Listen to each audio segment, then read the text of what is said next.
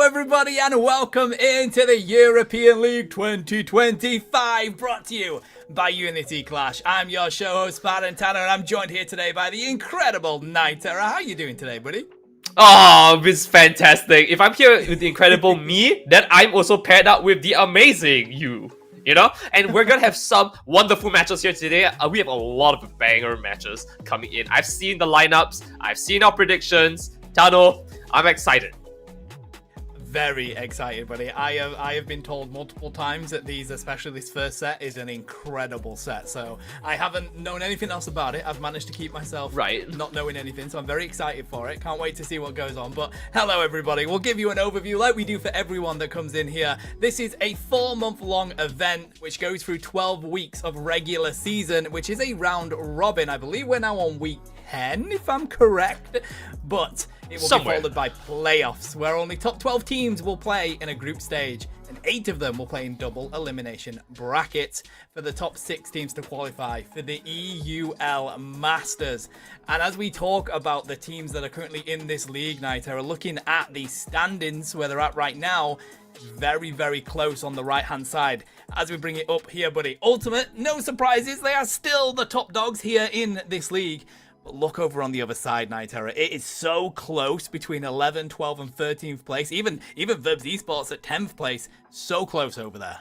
Right, and it's gonna be quite an amazing run because we're gonna be seeing actually the top team later on duke it out a few times actually. So I'm kind of excited to see how this is gonna pan out here, but I gotta give some love to the other teams as well. We have Mia Familia, who has been climbing up the ranks just a little bit here. They have a streak of 1 win and hopefully they're gonna continue that.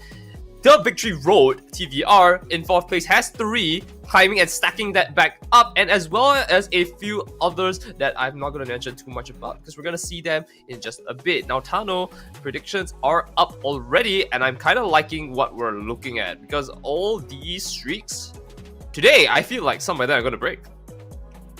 Me too. I mean, you look at Cafe de Martin, the enemies, and the Victory Road there in 2nd, 3rd, and 4th. They are just waiting for Ultimate to stumble at some point in this league. They've got 8 wins on the bounce.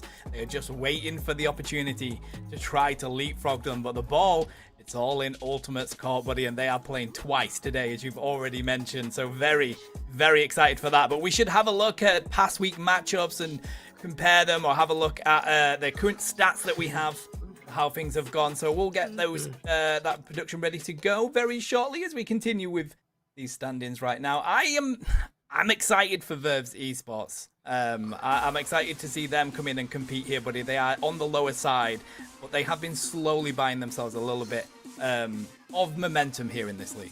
Right, and for me, I have a very soft spot for names that are really funny. A shout outs to you, Banana Peelers, and of course, Do You Like Pineapple? You guys are on my hit list, but I don't think you're entirely wrong to say that Verb Esports might have a chance to turn this one back around, as well as a few other teams later on. Because remember, Mia Familia is still in the game here today, and we are going to be seeing a few others like Los Duros will be later playing on, I think, in like a later match. So we've got quite a long lineup for us, Tano. I'm excited to see how this goes, and this is the schedule that we have here for today. So why don't you bring this one in for us? Yeah, I mean, hey, as we mentioned, we're kicking it off with an absolute banger. Banana Peelers versus Ultimate, the game of games from what I've been hearing. Then we're gonna be seeing the enemies versus Do You Like Pineapple. Again, another matchup of a very highly rated team with Pineapple chasing to get onto that left-hand side of the league. And then the Ultimate, it's not going to be an easy day for Ultimate here, as they're going to take on the Victory Road as well. Another team that is fresh on their heels here, Nightera. So that's going to be electric. But Banana Peelers are going to be back on our screens to end it off versus Do You Like Pineapple? 2 of the fan favorites in this league so far. Look, all I'm saying is that when we just saw that screen, I feel like there was a disservice coming in for Pineapple. It's Do You Like Pineapple? But let's take a look at our predictions here. The amazing Tano, you've gone with Ultimate for our first match, but otherwise, across the board, most of us have very similar takes, with the biggest difference being that on the production side of things, we have a little change in the second match with Do You Like Pineapple over the enemies, and the only other one I believe is, again, Do You Like Pineapples versus Banana Peelers, where most of us have picked up in the production side of things the enemies and Banana Peelers to take on the win. And small update, aside from most of our picks being the same, I have opted for the first match to be Banana Peter's favor, so I'm ready to see whether I can take down this Spartan. Oh, you and Dio Viva there as well, our amazing stat creator.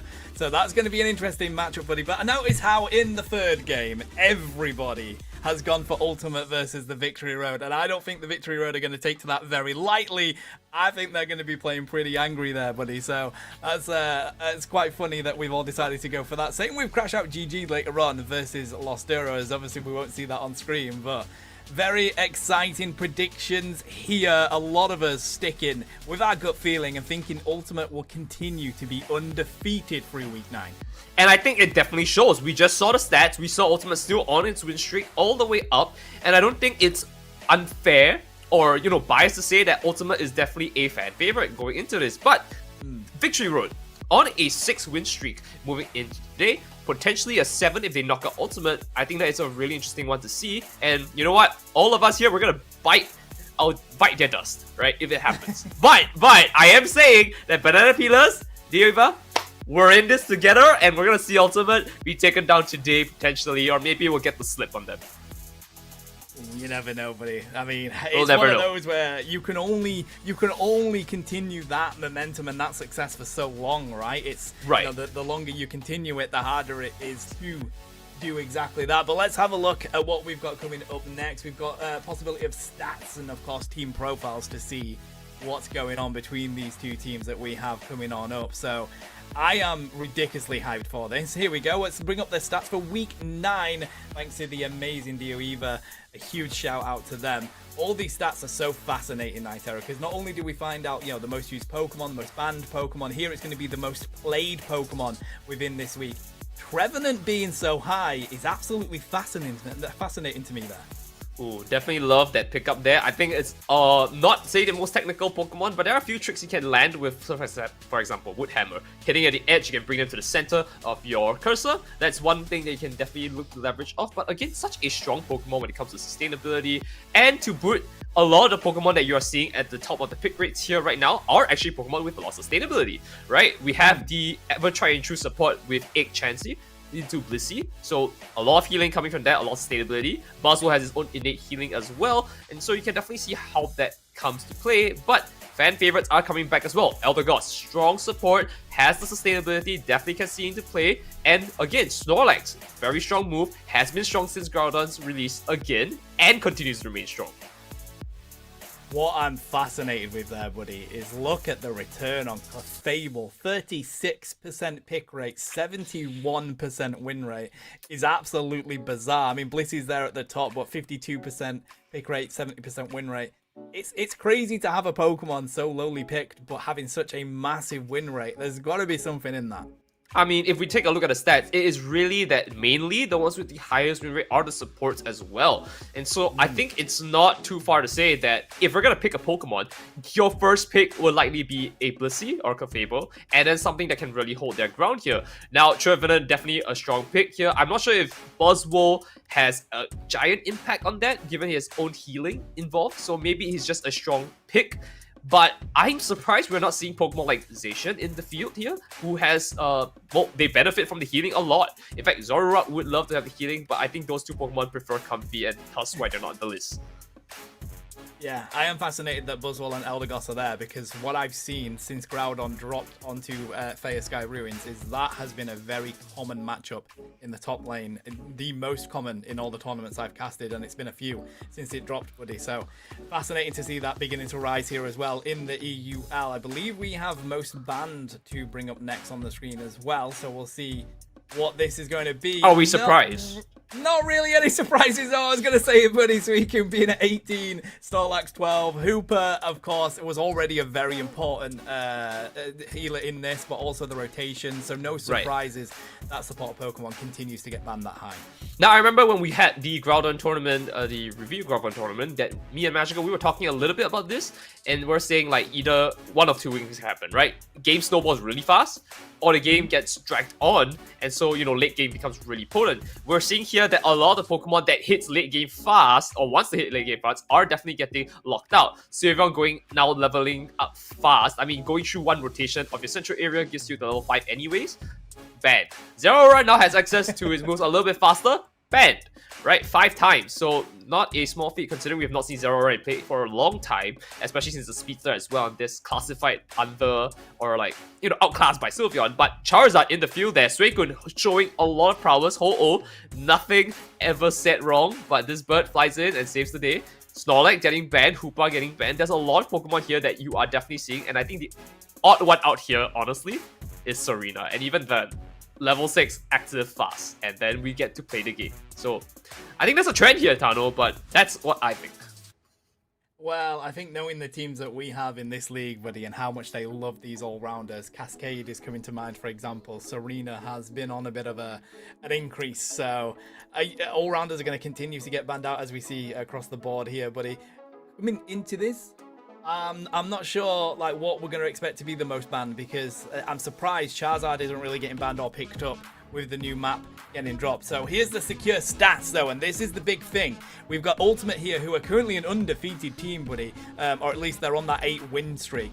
61% they're securing, and that's 62. Over 21 objectives. So 62, yeah, 61.9, yeah, 62%, right? 100%, mate.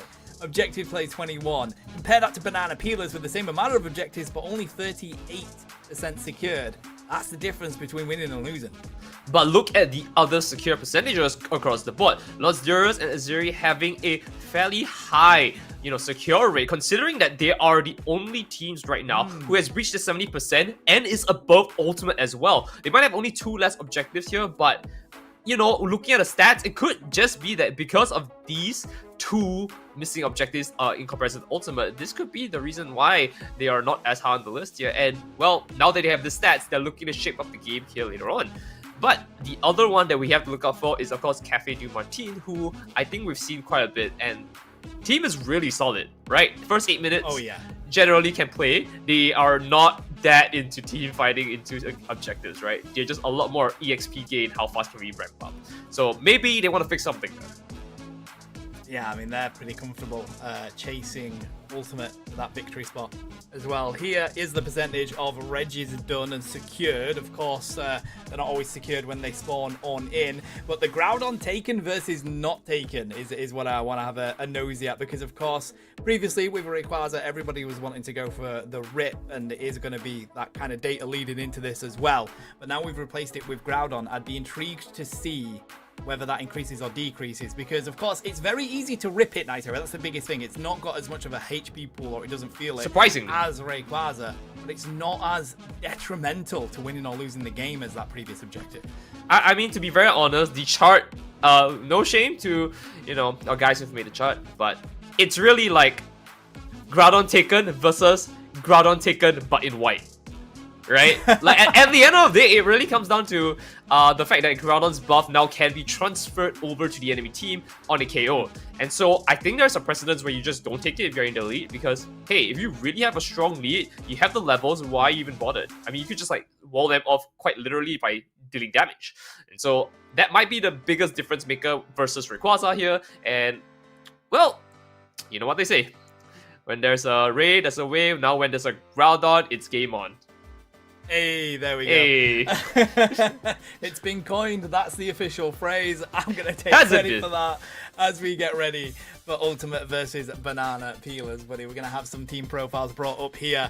Of course, Ultimate currently 8-0 in the EUL. BP here with 2 losses to their name, but still a considerable 6 on the other side of that. 6-2. It's a pretty good record coming into this. Right, I think you should take this one here, so this is your pick in terms of today's predictions. That it is, buddy. This is my team to take this. We've got Kranix, Nachos, Bingo, Mbok, and Qatar here on Team Ultimate. Of course, as you can see, their accolades, top 4 EUIC 2025. I was there. It was absolutely incredible. And shout of course, out. Multiple tops in the UCS as well, buddy. So a very well scheduled team here. Got a lot of experience, mate. Right. And I think you would have the most experience when it comes to that. Look at the strongest picks that they have lined up for us. I don't think this was too far from what we've seen Ultimate doing since the start of the league till now. So, not much to say here, but definitely love to see if they can bring it back to the fray.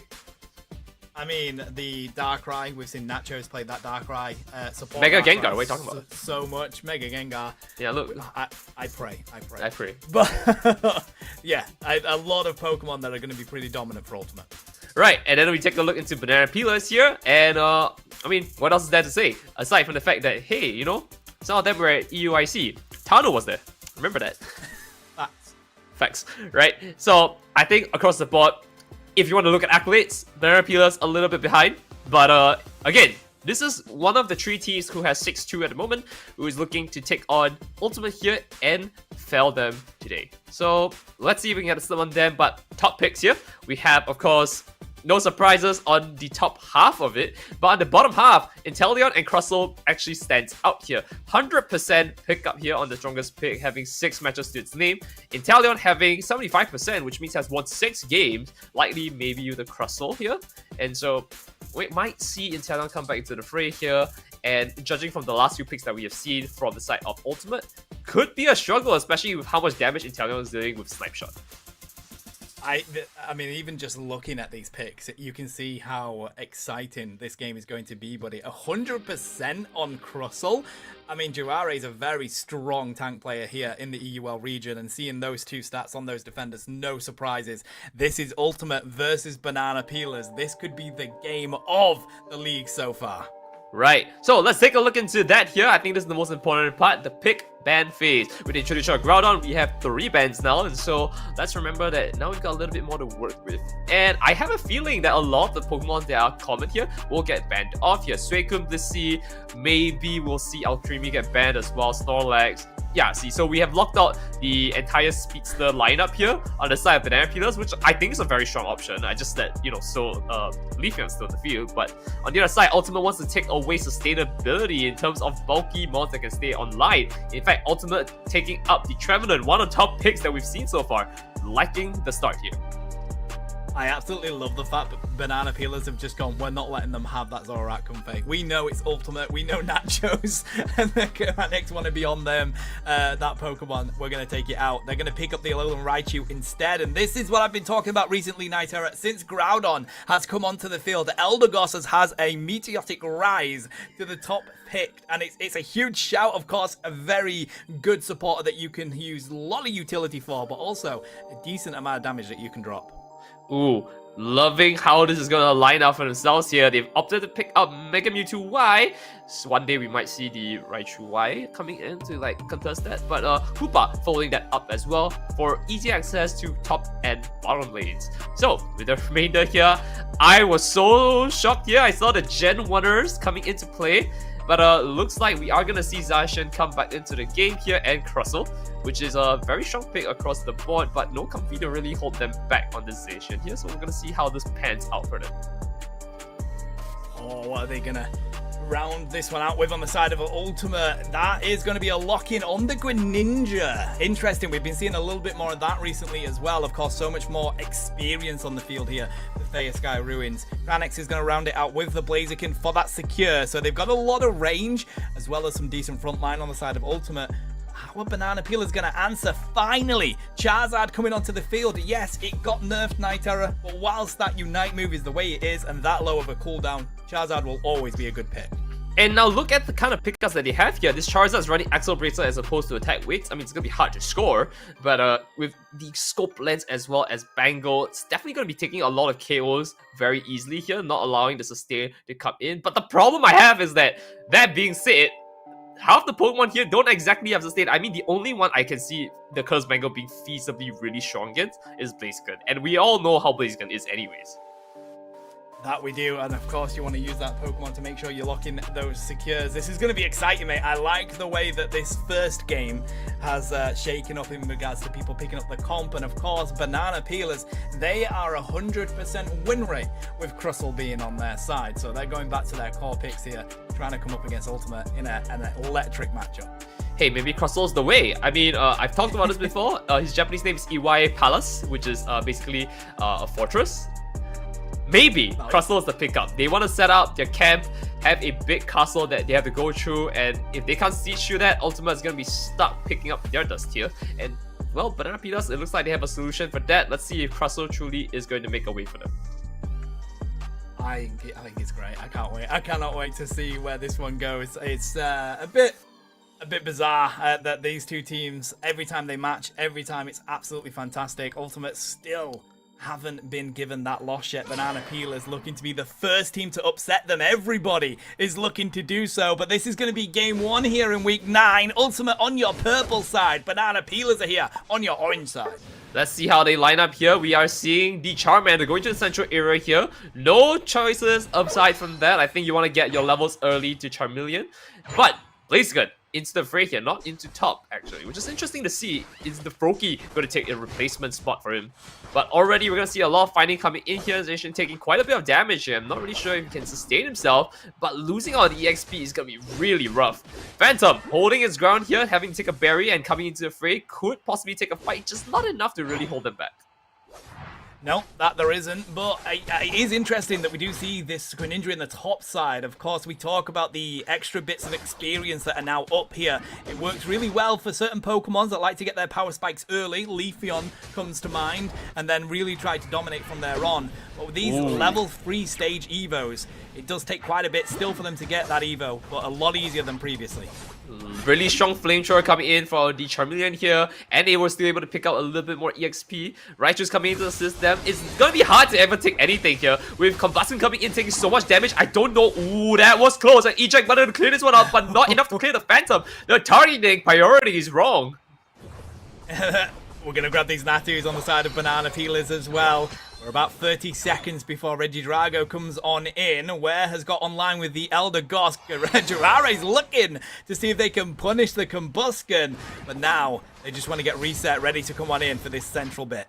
And they've gotten themselves quite ready for it. 8:20 is on the clock here. We're going to see Regidrago in just a bit. It looks like the team is kind of set up ready for it. Banana Peelers having a strong advantage onto the map here. They're trying to set themselves up. Top side here, there's going to be a stalemate across the board. But Combustion is waiting to come into it, holding on to Blaziken now. And so this could be a very strong fight going into mid for Ultimate. Oh, they've managed to run into Granix here. They do get away from the overheat. The rip on the Regidrago's coming on through. Banana Peelers wanting to go for it straight away. Kriagan's going to put some pressure on with the burn from the Charizard. Diving on in is going to be their Zacian, but it's picked up by Granix. Of course, that's why Blaziken is on the field here, Nightera. And it's a beautiful moment to see here as they have a little bit more to work with. It looks like they want to force this fight, knowing that they have a chance. The whole team is basically here. It's a 4v4, but they don't have their power spike on the side of Ultimate. Waiting for opportunity here. 5 on the side of Banana Peelers on top. They're trying to wait for something to happen. Have the first pickup here onto Blaziken, but not really want their commit. The difficulty is now you don't know what's going to be spawning where. Where's that first objective? Where's the Regieleki right now? Granix is going to grab all of that as they look to put pressure here onto Jiraiya as well. Backed up onto the pad. Greninja trying to find that KO. They're backed away by the Charizard. And it looks like Banana Peelers are just going to try and get back to their pad and see where these first objectives spawn in.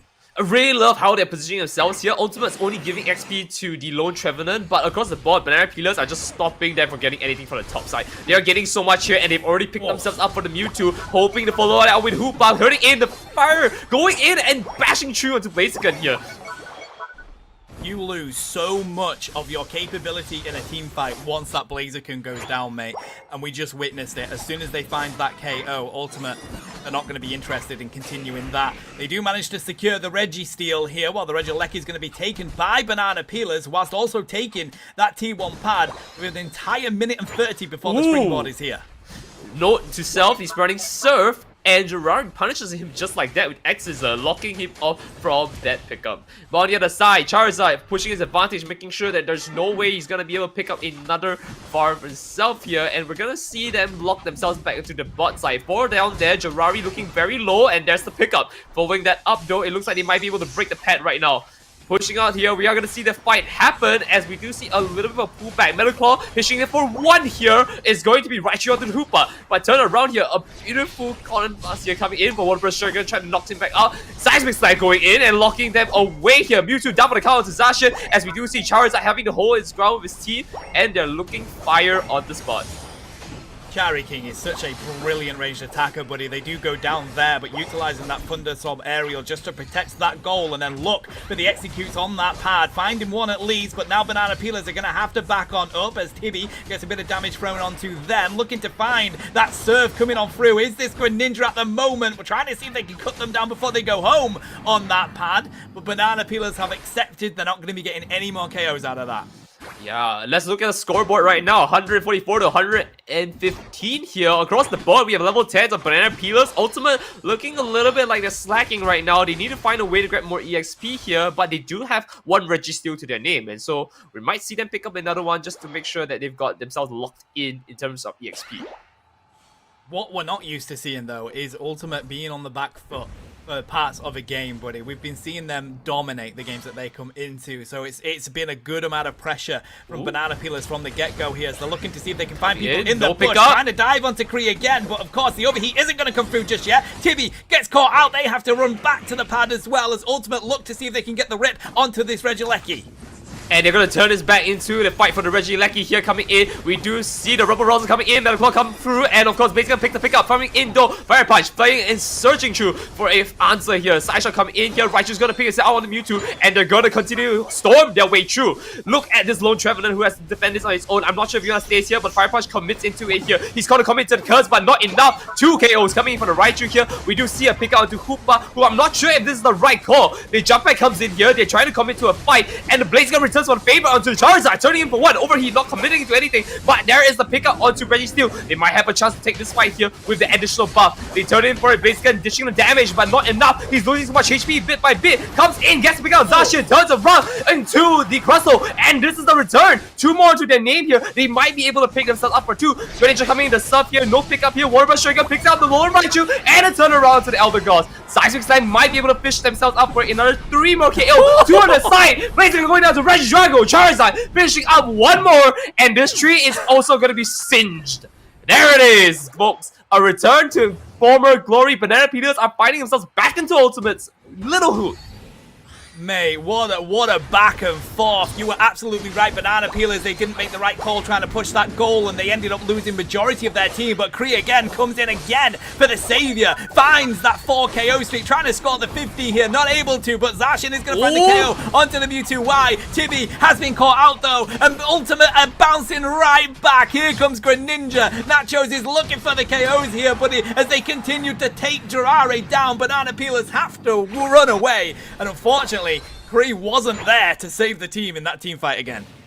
It's honestly a consolation prize. They only took down mainly the Crustle, and so honestly, I think this is a nice thing for Ultimate, but it's not something they're gonna really be happy about. They are going into the 2-minute mark here, and so it's gonna be a bit rough. However, I want to note Blaziken's level 14 here, while the Charizard just hit level 14 as well. This could be very interesting in how they approach this battle here. First pickup here going into Crustle, is taking half HP here, almost finishing off. The Phantom Force comes in and locks them out here. Not enough to save them. It's a side of Banana Peelers losing their tank.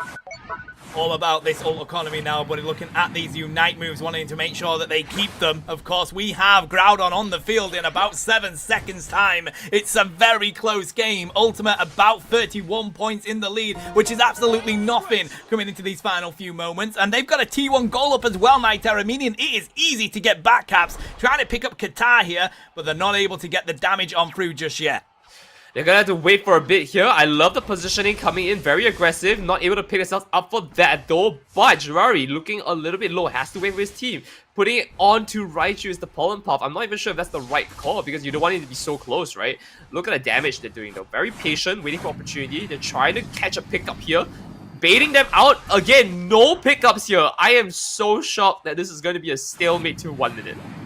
The patience. Nobody knows who is in how far of a lead at the moment. Of course, it does come up with the notification, but Banana Peelers know it's a ridiculously close one. Gotta wait to see who goes for the approach first. They're getting a decent amount of damage onto Groudon here, trying to see if they can bait Ultimate in and get that team fight going. You want to try and take the advantage whilst you can. Hoopa Portal has just been used to send people back. It would be great if they can get a pick here on the side of a Jirare, trying to zone somebody out. Katar's coming back in, just misses it with the Rock Tomb at the moment. Tibby waiting to go on with the flank. They're continuing to drop the damage onto Groudon here. That's the first pick up. There we go. In. That's the Igniter. They've managed to pick up Qatar. Now they're looking to see if they can find more. The Conquer Crash comes out. They've managed to take down the defender, but nobody else just yet. There goes the Water Burst Shuriken, who's going to be able to lock in the Groudon here. Seismic Slam does come through. It's going to be Raichu Nitera. They finish it off, finishing up Hoopa. They have the buff, they're going in. This is the first time we are seeing here, folks.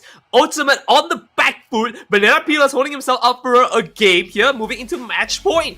EUL looking a little spicy here. Ultimate might be seeing the first loss of the league.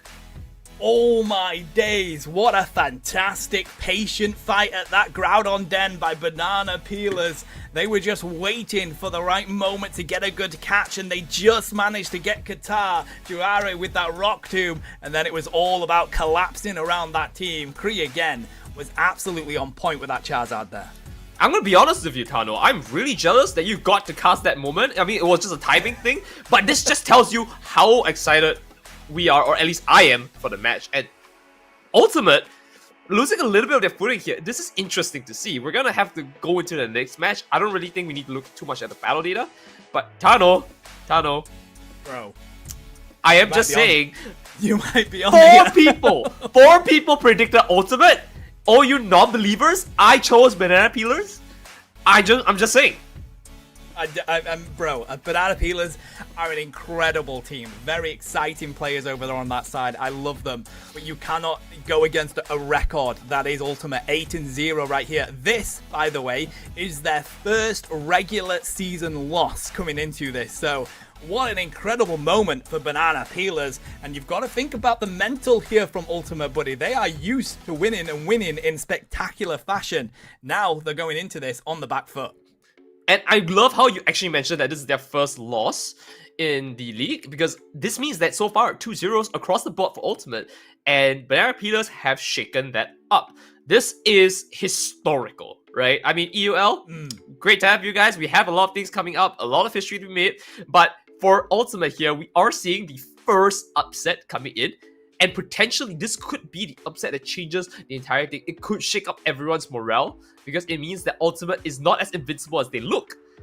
So we have to take a look into how that's gonna work out. But Tano, we're still going, right? This match is still going. You and me, we've got this. Banana Peelers looking strong. Ultimate not gonna give down their position. No, I mean, every single team in this league has been looking to be the team that beats Ultimate. They have a target on their backs. They're very happy with that. We've had interviews with them before. They're comfortable being up there with that target on their back. Banana Peelers are desperate to be the team that defeat them first. Now, I'm going to be honest with you, I don't think there's real shake-up in terms of what they're banning here. Maybe the Charizard, but I also feel like that wasn't the core strategy, right? Across the board, I think the one that was giving them the most space is the one with the highest, the only 100% win rate percentages, and I'm surprised it is not being banned. That is the Crustle. I'm with you, mate. It's still 100% win rate for Banana increasing. Peelers with that Crustle. It's just getting more and more. But what I love here from Banana Peelers is that we know when Ultimate are on the back foot, they want to play this Zorak Comfey. They want to play the Comfey with some strong speedster. Banana Peelers, they will not let them get that. Right, and as we take a look into how this goes, we are going to see the first two pickups here. Hoopbar with the Trevenant. Now, on the other side, a little bit of a shake-up on Ultimate. We are going to see the Snorlax come into play here. Maybe the Lapras, which has not seen a lot of play. Though, again, this is the only other Ice-type Pokemon that has been really strong, given that he has the ability to freeze Pokemon for a short while. A very strong CC as compared to Suicune. So, we're going to see how that turns out. Charking looking to hover on the Machamp here, Kree onto Azumarill. So, maybe a strong Brawl team.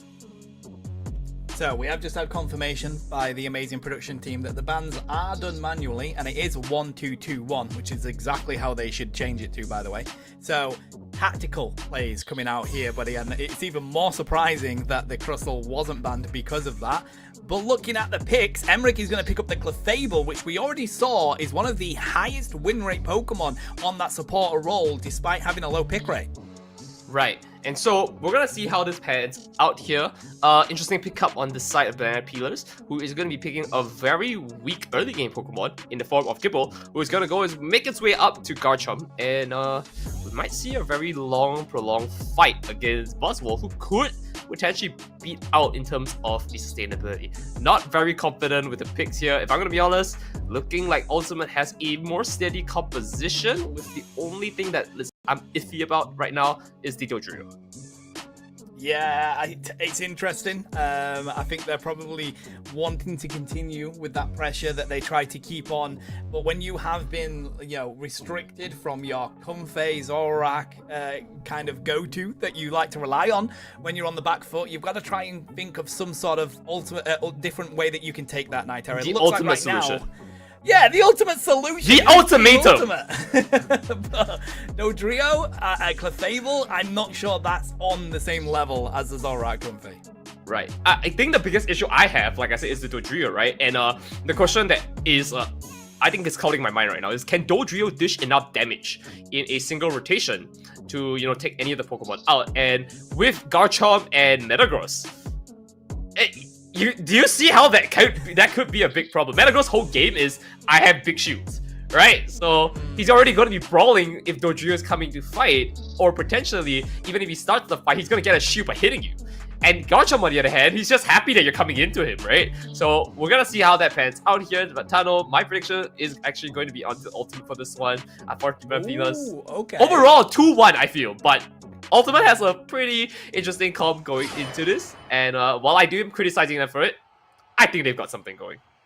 You might be right. I think it's the fact that Ultimate are on the back foot here. They're not used to that, and they're gonna play really aggressive. And Banana Peelers, they have to keep their momentum. That's it. Which, it's not always an easy thing. So I'm 100% with you, buddy. I agree that this will probably go to a 2-1, but we will find out. I think we might have some issues here, so we'll see what goes on. Yet we do have to end the battle. Do bear with us. We will get things sorted. Of course, it's a Pokemon Unite tournament. Every single time, in every tournament, even the big ones, technical issues happen. It's gotta have technical issues. I mean, this just makes us a little bit more world class. We're making the world championships here. We gotta give ourselves a little bit of error, some delays, of course. But Tano, I think you said it very well. Put it very well for me. Yes, I think it's a problem that Ultimate has this, but I also agree. Yeah, they want a more explosive gameplay. That could be the difference maker, since Gipple, Beldum takes a while to level up to Metagross and Garchomp respectively. I do love the Metagross pick here, though, Night Terror, because one thing that Metagross is very good at when you pick the right moveset, it's hunting down those quick speedsters, going for that headbutt onto them and trying to cut them down, and that's going to be a great pick here against Dodrio. Meteor Mush. That's all I'm going to say. Non-believers will say Gyro Ball? No. But as we do see here, one thing is for sure, this tree is taking out a fight against Snorlax, who I think they both just kind of chickened out at the very end here. They saw, HP flash before their eyes, and I like the discipline on that. I just think it could be more aggressive. Now on the other side though, Gimbal taking a good chunk of damage here and unable to pick up the Natus on themselves, which is a little unfortunate, but a nice pickup there on the side. They tried to make something work. I don't know about this now. I'm looking at it, buddy. Banana Peelers, they've got the Venusaur as well. Oh my god. Okay, I take that back. They've just been obliterated down in the bottom lane by Ultimate. But I don't know. It's been one of these Pokemon, Night Terror, that has been incredible on this new map, and people constantly ban it because of that.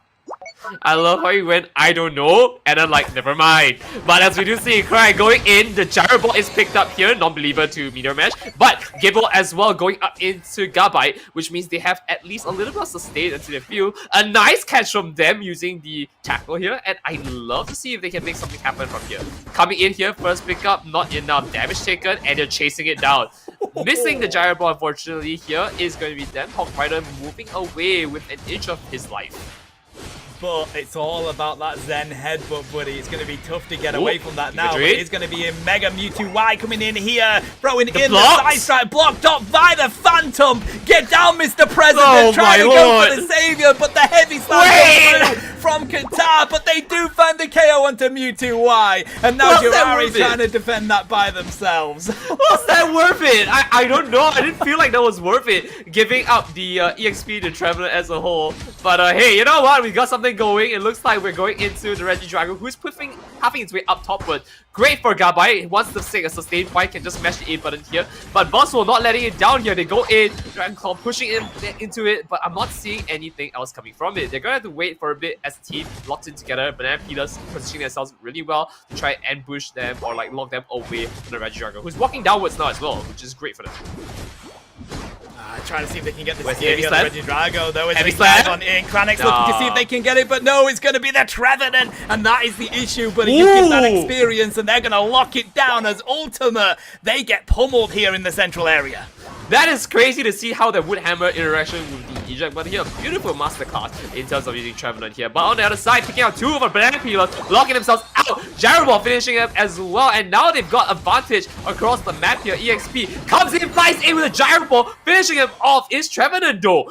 Despite the display of going in masterfully, they just didn't have the damage to sustain the Trevenant.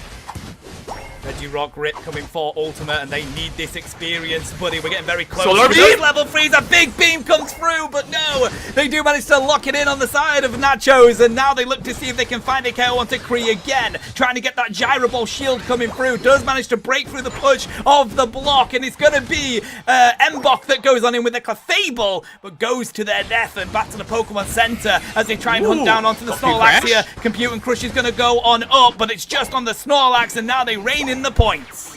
A wise choice for Mewtwo to back away here. I don't think you want to take a fight with all of them. It's going to be tough. Now, Garbai on the other hand, hoping to see if he can pick up himself into Garchomp, but unfortunately, it looks like at least he's safe on the pad. They don't at least concede any points to them, which is great. But this means that they have Prio onto the top side here. This Regieleki looks to be ultimates to take up. The rip onto the Regieleki, trying to see if they can finally get the secure as well, but of course it is going to be a hammer, and the third anger comes through to blow up the objective, Nitera. They lock in that one. Big beams are going to go into the face of Kranix as well. They do get the healing from the Clefable. Mbok trying to keep their team to defend this, pushing it off the pad on the side of the Snorlax. There comes the pressure again from the Trevenant. Infinite Cyber is going to come through, and it is going to be the Ultra Swole Slam. Compute and Crush is on the pad, and they're currently stuck in it on the side of the Snorlax, gonna use their advantage with the block to make sure Banana Peelers can't lock this in as Triple Trample comes through, looking to see if they can find where, and they do, and now Banana Peelers have to continue with this retreat, although they're trying to see if they can find this Venusaur as Bingo looks for it, but they're gonna be cut off by the Trevenant. Ooh, a nice pick up on the eject button there. Again, so masterclass in terms of movement. Let's break down what exactly happened very quickly here. Because a lot of the fight went to Banana Peel's favor, pushing into it. And the compute and crash was definitely well timed as well. We wanted to see them locked in because the beam was coming in, right? We want to see Solar Beam hit multiple targets. The problem was they were on pad. And so much damage was just being pushed out by Mewtwo. And slowly that picked up. And we then see how Banana Peelers lost their footing there. A big upset coming to this fight, considering they were up so much in terms of levels, EXP, and they just gave it back. Ultimate, having a footing back to this game is not what you want to see. No, and that is Pokemon Unite. One decision, one push, and you can get yourself back into this game. And Banana Peelers gave up way too much in that top side. Right now, Buzzwell's waiting to see Garchomp going for that push whilst they try and fight down here. Tibby trying to run away from Kranix as they push. Verdant Anger's going to come on through. There's the Phantom Forest as well. Power Nap is used here, and that is going to at least get Ultimate out of that position. They are going to get KO'd for it, but they're trying to see if they can get the heals and come back in to take this objective. Can they get it with a heavy slam? No, it's going to be locked in by Kree again. It's a very good attempt there, and they only lost technically one Pokemon from the entire fight, not counting the rest. But I still think that Banana Peelers having this strong position is not a good sign here. Computer Crash comes in, they're willing to commit at the around the 4-minute mark to try and take another pickup. Buzzwell going down for the infinite side shot, and there we go, pushing it back in. Mewtwo so out of position, has to back away a little bit, but slowly picking out to the Trevenant, protected by the Snorlax here, trying to make his way here. This Garchomp could fly at any moment. There's the fly in, trying to take a pickup here. The limit out range comes in, but again, Metagross returning the favor back from the other side of the map. Going in here, Dodrio trying to make his way out, but the Z Headbutt flies into the Dodrio, and he might get a pickup here with a Gyro Ball falling through here. Garchomp pitching out the damage, and Buzzwell takes a giant beating. Super Slow Sand to try and see if he can stay another fight here, but it is to no avail. Trying so slowly and steadily, the team is pulling back together here. They are picking up the Trevenant here. Metagross taking a lot of damage with Garchomp as well, who's unable to for his team. Gyro Ball coming in, commit, healing it back up here, and you see a side shot connecting into them. This fight is so long here, they lost Buzzwell, who has not enough sustained, and they have to back away. Banana Peelers coming out with a lot more EXP from that fight than Ultimate would like to bargain for.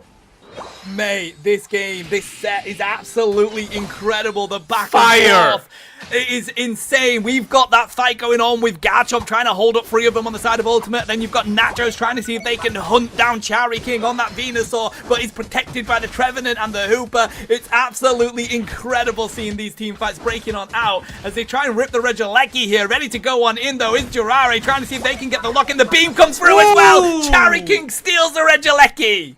There's a reason it's called Chari King, right? And not Chari Prince. I'm just saying. But as we go into that here, 15 seconds on the clock, sorry, as we go into the Groudon. Which right now, I mean, to be honest, I like Ultimate's positioning in a sense because they're very pumped up as a team. They're ready to take a fight if it comes to it here. So it's going to be interesting to see how they go. A little bit of damage being picked out here for Banapilas, but positioning-wise, they have a lot more control of the map. First pick coming in here to the Buzzhole, taking a lot of damage. Kratos not really happy with what he has done. He needs to back away right now. Healing out from the Moonlight here, we do see Heavy Slam coming to join with his team. But again, look at the positioning on the map. Yes, I praise Ultimate for their positioning as a whole, but they are so behind right now and they don't have map control. The thing is, that was so good for Kranich to get out of that, because if they take that KO there, Banana Peelers are going to lock this in, buddy. They do have some good heals on the side of Ultimate. Mbok is here on that Clefable. That's going to be healing that goes across. Trying to see if they can find Katar, but the block comes through as well. It's all about who can get that first pick and who can get that first KO. They are so good in terms of knowing when to use their moves and whatnot. No commit here. Nicely down the block again. A nice defense coming in. But time is running out. 1 minute on the clock. They are not making any headways here. And the problem is Banana Peanut is behind on points. I don't know if they realize that. And they will now, right? But as they go into it, they are ripping onto the ground just a little bit here. Taking a little damage. They have the priority coming in. Muscles at the back here. We do see Dojiro rushing in. Brings up coming in. Coming to commit and fight. Burn Anger. Dishing the damage out. As we do see this side coming in. No, nothing's being committed. Limit Outrage taking out for that. But we are going to see the Bug go into Venusaur and finish it off. Damage coming in. Limit Outrage is going to commit onto Buzzhole here as Garchomp takes another fight. A second block coming in onto this Clefable, but Gyro Ball finishing it off onto Clefable. And there we go. Dodrio has one mission to take down this Trevenant first before anything else. They are going to slowly commit in their way into Groudon. And Dodrio is here to see if they can finish it off. One mission, one dream. Let's see if they can make it work. The attempt comes in. No wake up. Just finish it off with Metagross. Touching in the fight here with 16 seconds. There's not enough time though, is there? They're going to try and score these points here, but they are interruptible. It's all about what Jiraiya can do. Can they find the KO to get the Hundo? They got it! That's going to be one, but I think they need a little bit more here. Night Terror, we got seconds left, but I don't think they've scored it in. I think Ultimate may have snuck the win there as we have a look at the final few moments. Have Banana Peelers done the impossible that we believed? No! Whoa! Ultimate survived for a third game. Wait! Oh man, that was insane. Ultimate pulling back. Well, I'm not even gonna say it's a convincing win. Ultimate pulled it back from the brink of defeat. And to be honest with you, I don't even think they should have won that. In fact, at the very end, Banana Peelers had that one locked in that just shot off a little bit of points, right? But Ultimate is not out of the game yet, which could be the very reason why Banana Peelers is gonna fall today. This win could carry on. Amazing, mate. And I gotta say, we were having doubts about the Do Trio, but a huge shout out to Nachos because they used it well to try and punish Chari King. They've dropped 81k damage here, 40% realistically of their entire team. And whilst Chari King did the same opposite, they did have a lot of pressure that they were putting onto them. So you did need to do that, buddy, because Chari King, they are the king and they are on that Venusaur. If they are uncontested, boy, that stat is going to be even higher.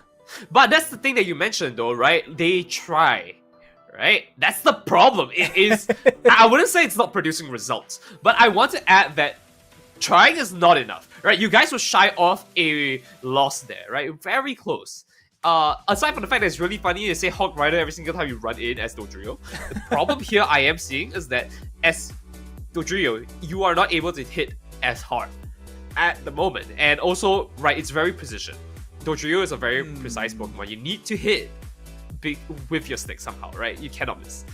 And so right now, the issue that remains is can you find something with more damage, and why isn't Sylveon being picked up, actually? Which is surprising as a whole. Well, I think the thing is, though, no matter what, they just didn't have enough to deal with those all-rounders, buddy. Kree again on the Metagross had 26k damage taken. That's on a Metagross that is going in with Gyro Ball, getting those shields, and of course diving in and out.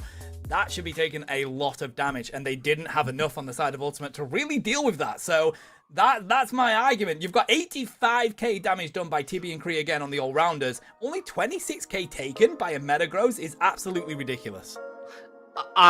You know what? I'm not going to say so much. Let's go to pick bets. We're going to see how they finish this one up here. The match speaks for itself. it's electric, man. This has been my favorite set in this league yet, and we're in week 9. It's absolutely incredible. And will Ultimate be able to survive? They have managed to sneak themselves a win there. Whether it was a well-earned win, I don't know. They managed to at least hold out till the final few moments. They squeezed it out. They did squeeze it out, buddy. Let's see if they continue, because Banana Peelers smartly are going to stick with the banning of that Comfey and Zorak. Again, I think this was the right layout of bans. Ultimate has got something going for them now, which I think is absolutely correct, right? But now it comes down to whether they can take a win here. We didn't see the crossover last round. That's probably an interesting one. Maybe they want to bring it back here. They are going to be swapping over here. Durari was on the crossover. Now it's on the Trevenant. Maybe a swap pick here. There we go. Now, comes down to the most important part. What are your lineups in terms of damage? Right, Chari King has the beam as well on Mew, which I think is a safe pick for Chari King. But I think interestingly is whether Kree is going to go for Scyther here, which would be an interesting pick.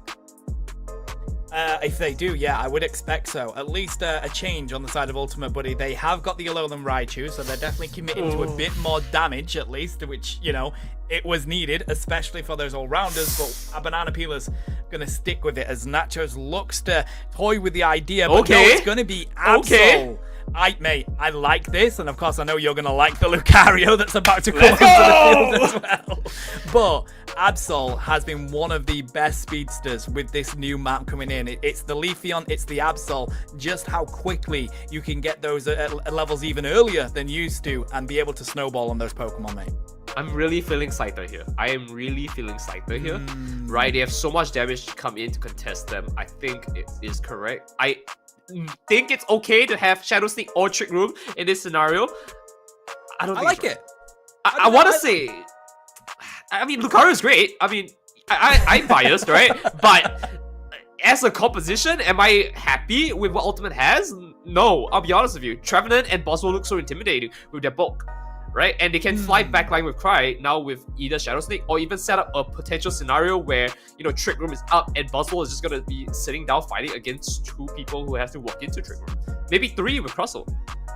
The thing is, though, this game is gonna be decided by 1, how they handle Bingo there on the Alolan Raichu, because that is untouched. They are going to drop mega Electro Balls and cause a lot of damage. But it's all about this battle between Kree again and Nachos right now. If this Mimikyu can limit what this Absol can do, Banana Peelers have a route to victory. But I have seen many, many times how strong these speedsters are for Ultimate, buddy, and it ain't an easy task.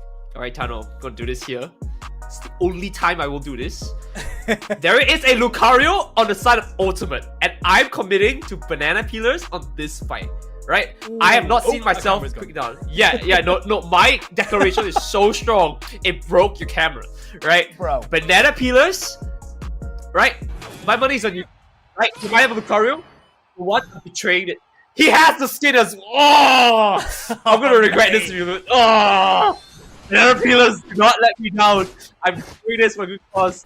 I am a non-believer of Lucario today for some reason.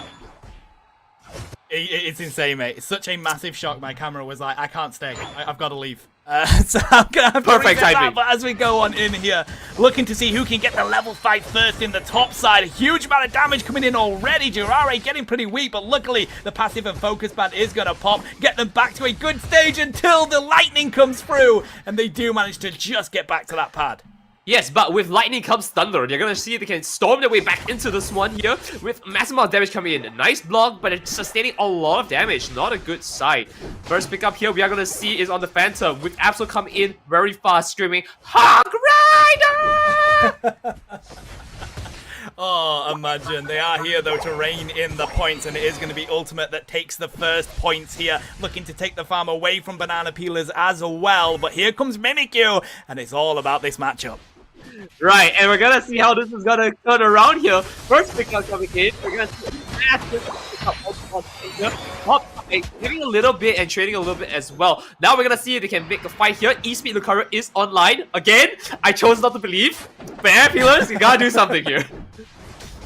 You hope Banana Peelers are the team that takes this, buddy. But I know this is an absolutely electric set as we've got 30 seconds before Regidrago comes on in. Qatar looking to go hunting here. They do manage to find the lowly Phantom at the moment. Ultimate are currently in the lead. Losing a little bit of faith here, but we're going strong. Regidrago coming in just a bit. First pickup, Buzzwole dishing a lot of damage here. Has a lot of E-Speeds coming in from Lucario due to Natus, but still not too shaken yet. Buzzwole having a little bit of heal, has a little bit of XP as well.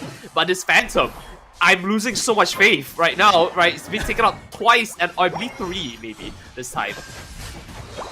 I'm not used to it. I'm not used to seeing Juare getting punished the way that they are here, buddy. It's not what I'm used to. And Ultimate, they're playing very angry. Oh, it would have been nice to see Mbot go for that. But the Regidrago is going to be massive for Banana Peelers here. That's really important experience as they look to push this T1.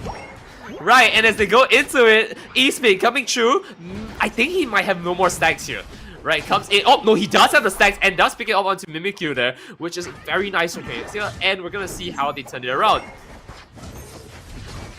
They can. They're going to push on to the pad again. His ultimate continues. So aggressive. This lead. It's so aggressive, buddy. The Rock Tomb comes through, puts off Banana Peelers as they look to go back for the KOs. Juare finally on the field. Psycho Cut is going to come through. Qatar holding off the world here as Ultimate gets back to their pad. Nice pick up here. Midnight Slash committing into it. We do see the Wind come in and the slam from Buzzwole, who's trying to pick out to Lucario. Oh, he lives! The Lucario lives. Eastman coming in, committing to the fight. They are ready to pick up onto the Mimikyu as well. Ultimate showing me that I might be wrong and I might be punished for like believing in Banana Peelers, but there's a reason why it's called BP. Believe in the party, BP. That's exactly what that means there. No doubt about it, buddy. As Ultimate, though, they are playing so angry here, so aggressive. They are not used to being down one game, and they definitely want to continue with the win streak that they currently have. They're going to get the Regis here for free as well as the Regieleki. It's so huge to get both objectives as they come up. It's like they opened their third eye and they're like ready to go. I'm so scared. Player around coming in here, dishing some damage onto Qatar. I'm not really sure what the angle is. Ultimate looking very prominent in this game here. Push back for 1. We're going to see them try and take something. Jorari losing his footing here, the champion, and gets knocked out. But the damage is still going through here as they do have to back after that Solarbeam. What I will say, though, is that a lot of times we see the pressure like this, and that does mean sometimes they get overconfident, Naito, and they push some things that maybe they shouldn't. We've seen Banana Peelers already do it in the previous set, so you never know. Ultimate could end up handing a little bit over to Banana Peelers with this confidence. They have... The problem is with what you just said is that they have two Pokemon that they don't really want to commit too much because they either commit and nothing comes out of it, or they just win, right? Absol commits, he goes in, wins. Or he loses, right? Very hard to run away. Lucario, E-Speed, you want to commit all the way in, right? Because you need your stacks, and then you want to use it to run away, right? So he has a free escape, and so Ultimate is able to play this game of like, I'm going to hard commit. Interesting, the play rough here on the side of the Mimikyu. Oh. But it's trying to limit what they can do on the side of the Absol definitely hasn't worked yet, mate. Massive Electro Ball's going to come through onto Juare here. There goes the Psycho Cut going on here. Midnight Slash to cut Thunderstorm on through. Aerial. Thunderstorm Aerial is going to go on down. Now trying to use the Buzzwole to handle Qatar, but they end up going back for some healing. It is nice to see that they didn't come out with too much casualties here. Only one Pokemon to the Pokemon Center here, but Mimikyu locked in the corner here. The damage is just now. Absol finishing it off. They're going to try to take another fight. Leechon coming in as Absol is able to back away. They have to commit. The rings unbound here, but it's not enough here as we do see them again. Qatar trying to push them back with Accessor. A nice play coming from Buzzwole, and they're able to get positioning back into the field for another Reggie. But Regidrago is there as well as the Reggie on top here. Addict Reggie is going to be sitting down pretty. Trying to go for the red ice is Banana Peelers. They've got the zone in here, but it's going to be a dive in his Kranix. They're going to try and throw the Bone Rush, but Play With Me stops them. But it doesn't matter because Alolan Raichu gets locked in as Bingo finds the secure Aura Cannon. It's going to come back onto the side of Banana Peelers. Mystical Mirage huge here. Going to get them back onto their home pad. But Ultimate still have all the advantage going into this. And they're going to lose one more to side of Hoopa as well. This is so devastating for them. Banana Peelers looking so strong early on, but it's gonna come down to the same thing as the last game. Ultimate's gonna play it long. Now Banana Peelers gonna play it long. Midnight Slash committed into the Trevenant as well. There is no room for him to play. That is incredible as Nachos tries to put this on their back in regards to the red Jalecki. No one is going to be up there to contest it anyway as Ultimate has taken complete control of Faya Sky Ruins. Right, and now with 1 minute 30 seconds on the clock here, they could take another fight. Ultimate does have the Unite economy. They try and burn some Unite moves to see if they can make some plays. They are so ahead, right? Like, I don't see a reason why they shouldn't. Girari trying to make some play here, though losing a lot of EXP. He's level 10. The entire side is not even pushing 13 yet. No power spikes, and they have only 1 minute to pick whatever yellow orbs are there on the map. Difficulty that they've got is that in this new map with Groudon and the way that scoring now works, you don't really want to be dashing to score because it's not unstoppable, but the T1s are even more exposed here as we see Banana Peelers trying to push it, but that's easy hundo burgers you can squeeze in once you've got Groudon because you have the buffs to take the team fight well far away from any healing. It could actually be a good thing that Banana Peelers is behind because of that, right? As we do see player coming in here, we lose one T1, but again, 100 at the bottom, 196. They push a little bit at the top. They can make this work. It is not impossible yet. Moving 30 seconds on the clock. There is one more basement Reggie. Could be game-changing. But I don't think they have the position to do so. They need EXP right now. They do, and I like the fact that they're just getting positioned for the Groudon coming through. It is going to be a Regice that's going to go to Ultimate. And also, that confirms a trio Regice that we've had in this game, buddy. This set just gets better and better. I mean, we had to see something amazing. They do have position and eyes on Girari here, who's been pushed up by Rock Tomb. I like the Electro Ball placement, but I am not very confident in terms of Banana Peelers' ability right now. It's a little bit shaken here. My faith will still hold strong, though.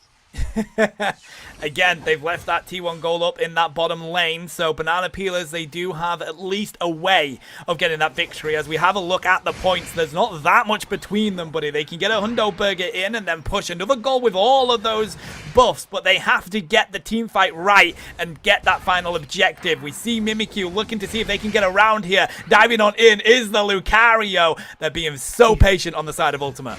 He plays so interestingly. I'm picking it up from my games, but now the problem is, can they make a fight here? First kick out here, Girari kind of stuck. Has the Hooper rings to kind of bring him back at least, but again, Katara looking very low. Rubber also picking up. The Phantom Forest committing into it as well, and they're trying to pick a fight, pushing back. Lucario taking half his HP down, and they're trying to dish the damage. Wood Hammer committing a Thunderstorm Arrow to pick themselves out for one. Trevenant is down. We do see the Raichu go down as well. A split fight, but the ASP is in their favor. Midnight Slash committing into it, not hitting much here, but again, it's going to look a little bit rough. Rough coming in here. Super Slam onto the Crustle here. They're making some headways. Banana Peeler has a spot here. Slowly nature damage. Comes in. Has the Blizz Deliverance here, but not enough here. They do pick it up themselves onto the Buzzwole. Absol going so strong against Mimikyu as well. And it might pick up the Hoopa. 3 KO! Ultimate has the advantage here. But can Girari make a change in history? Oh my god, Nachos is just so difficult to handle. A Hundo Burger's going to go in from the Blissey as they do manage to cut down Girare, and now they're going to continue to rip the ground on. Can Mew get there? No, they can't! The Ultimate Raichu locks it in! That was so close, Nightera. I was on the edge of my seat, but that's going to be time anyway. As Ultimate, they may lose the battle, but they don't lose the war as they lock in the 2-1 victory. I'm so upset to say that as a believer, just kind of shy of that. That game was so massively in Ultimate's favor. It felt like Banana Peelers did not have a place to stand, especially since Girari was just not able to get up to protect his team early because he was stuck as a Phantom for so long. So, unfortunately for this game, it is very rough for them. But I have to give it to critics. Absolute masterclass on Lucario. Right? I'll be picking out some of those things. You saw how he threw the Bone Rush, and then he decided to E-Speed to dive in to see if he can pick something. If he got something, he's flying back. And look at the damage. It shows. He was diving in so much. It was kind of used the same way that people use that Hooper trick with the portals, isn't it? Right. Really, where they dive in and then come back. It was great effort from Kranix trying to see if they can find them in the bush, pick up something, and get that revive. But it's, mate, again, Ultimate, that when they are on the back foot, they are a scary team. They're already scary to go up against. But you've got to give credit where it's due. Banana Peelers being the first team that has really taken Ultimate to the wire here and made them have to lock in to insane levels in that final game. I am happy to say that my belief in Banana Peelers, my prediction of Banana Peelers, yes, I was shaken in my faith. But I am so proud that I got to pick them. I got to see them shake up Ultimate. And I want to say that the rest of the team will have something similar, right? And I'll be honest with you, it's going to be a very rough thing going into it. And there are still 2 more teams with 6-2 scoreline, right? They could shake up Ultimate here. I'm excited to see how this turns out. So, I'm so happy that we got to see that. Banana Peelers, solid place in my heart. Ultimate, you're top of mind. So, this is a fantastic match. Tano, what do you have to say for that? The best set we've had yet, mate. Best set we have had in the EUL yet. And, you know, for your set to cast today, it doesn't get any better than that, does it, mate? It was electric. Shout out to Magical, who will be taking over me later on, as this is technically his shift. I'm just covering for him. But Magical, I'm gonna be honest with you, you missed out on something amazing, right? I mean, it's not history making since Banana Peelers didn't win, but if this is what is, if this is close, if this is to come 6-2 scoreline for all the teams that 6-2 scoreline currently going against Ultimate, this could be something interesting and Magical. I hope that this match paved the way for them, for you to cast something amazing. So with that, I'm gonna take my leave moving into this. Tano, bring us to the break. I've done my part. Magical. I will. Absolutely. I mean, I will say it is technically history making because Ultimate haven't yet lost a regular season game, even in the mid-season finals where they didn't drop a single game, mate. So technically, Banana Peelers have broken history. We've been able to take a game off them. But yes, we're going to head to a quick break here, chat. We will be back very shortly with more action. Grab a drink, grab a snack. We'll be back soon.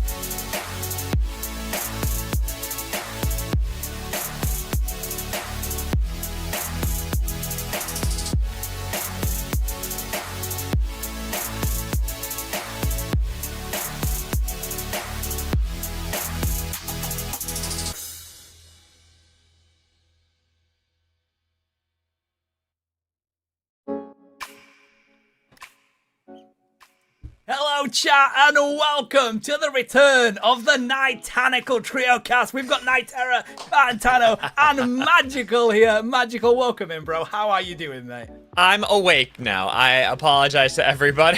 I fell asleep at 7 p.m. yesterday, and I woke up at 10 a.m. today. I got lovely amount of sleep, much more than I was expecting to do. Hey, glad to have you here. One thing's for sure. We are. They'll wake you up, buddy, because they have been electric. Nightera, buddy. We haven't seen much of that Cramorant we see in your background, buddy, but we've seen some Gengar and some Lucario, haven't we? Maybe Magical can bring it in now that he's here.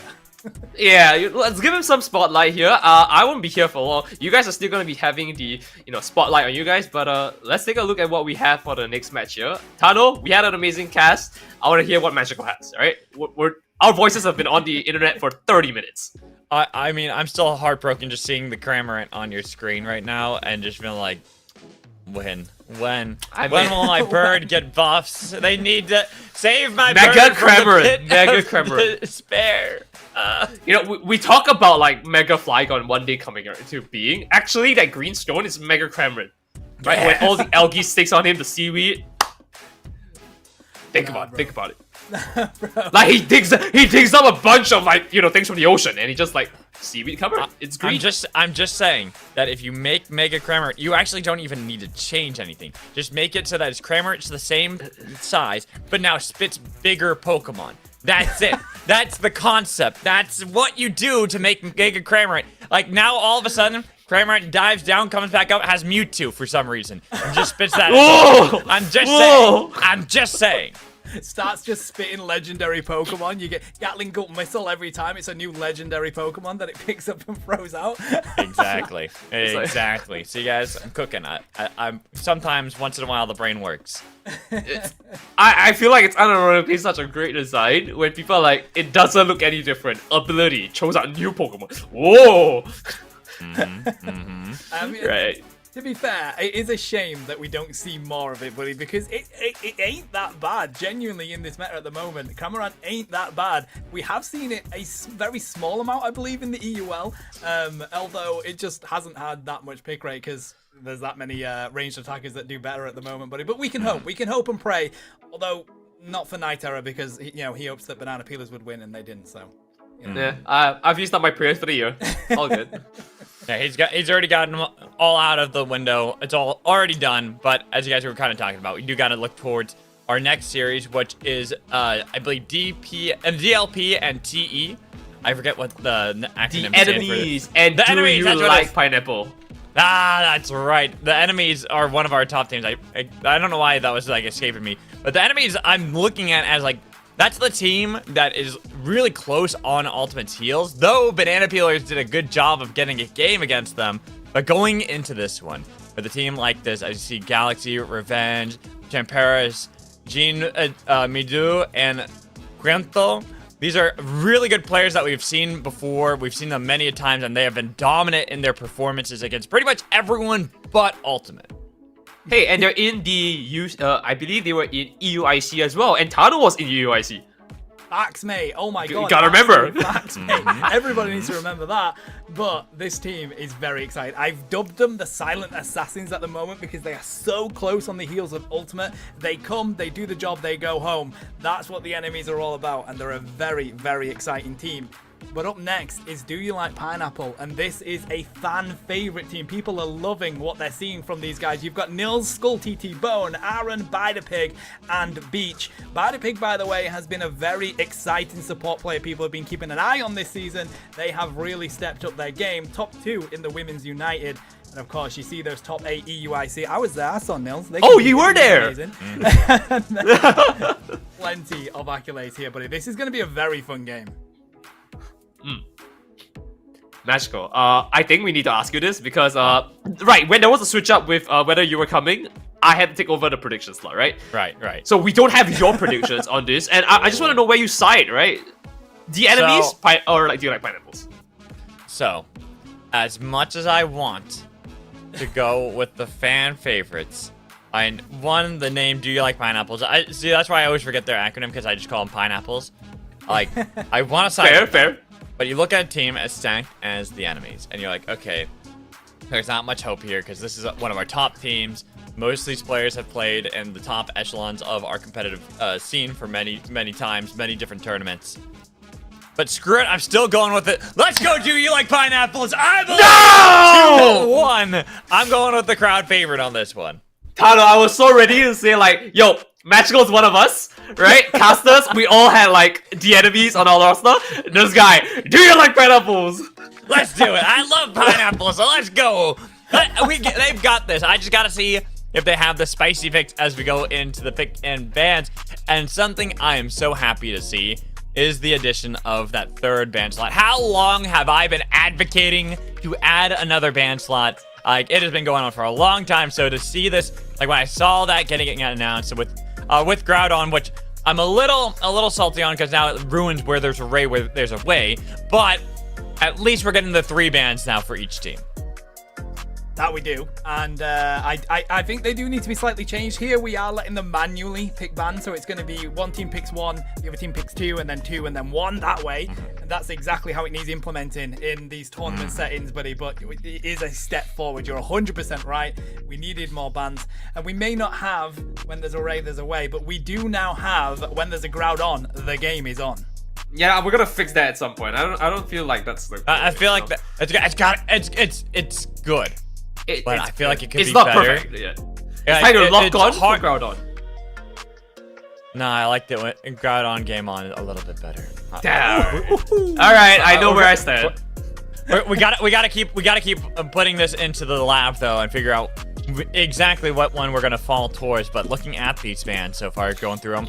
Hoopa taken away from Biter Pig. Oh, very strong. We saw Alala and Raichu earlier in the series between Banana Peelers and Ultimate. Really good attacker, but then on the other side, Blissey, great. Both, I consider Blissey both a tank and a support.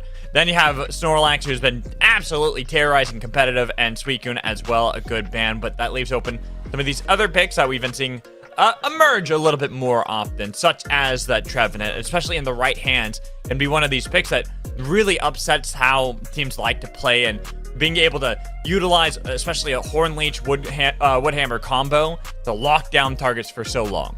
Ah, so you have been watching the match. Revenge, do it. Hold on, time out. Revenge, do this now. I never asked anything. I will switch my vote to the enemies right now. No, go back. I will switch my vote to the enemies right now if you lock in Kramer in. Wait, Gengar? No, it stays pineapple. Pineapple, like, bro, we don't want you. The loyalties are burned. Jamper is here, though. Yu's going to lock in the Venusaur. Now, this is the Pokemon that has had a massive rise. It had the buff to the Venusaur. We get Gengar. Skull. Do it, bro. Do it. I believe. I will change to Pineapple if you do it. Alas. No Gengar, no Cramorant, no Lucario, but understandable picks across the board for our teams, like you were talking about just now, Tano. Venusaur, I think, has been one of these really strong picks as of late. It has. It's been amazing. And not only just the beam build either, buddy. The Petal Dance Venu has been huge. It's a kind of a mixture. Of course, the beam did get buffed, but there's so much experience on Fire Sky Ruins now. It's so busy in those first 3 minutes of this game. I have seen multiple times Venusaur at a healthy level 8, even some level 9s before that 7-minute mark. So there's a lot that can go into this. I will say, seeing Revenge playing Zoroark without a Comfey, we've seen it a few times, but it shows a level of confidence to me whenever there is a Zoroark without that necklace going around them. Then I don't need to have that power buff. I'm still gonna be fine. I know how to play around a lot of these fights, but it is up against double Speedster on the other side for Do You Like Pineapples, both Leafeon and the Galarian Rapidash. I'm really interested, especially to hear your opinions on this, Nitara. Like, what is going to be the idea for the Zoroark up against the double Speedster? You're gonna have to figure that out yourselves, because 2's a couple, 3's a crowd. I'm gonna let you guys have the match, but before I go, just to say, scoreline with Nitara, Tano, and Magical. Nitara 1, Tano, Magical 0. I got my Lucario, I got my prediction win, and I'm OPs. Whew. Players, come on. You see what we're dealing with here. You've got to give us something. We've got to have a Gengar. We've got to have a Kraman. You've got to give us something here.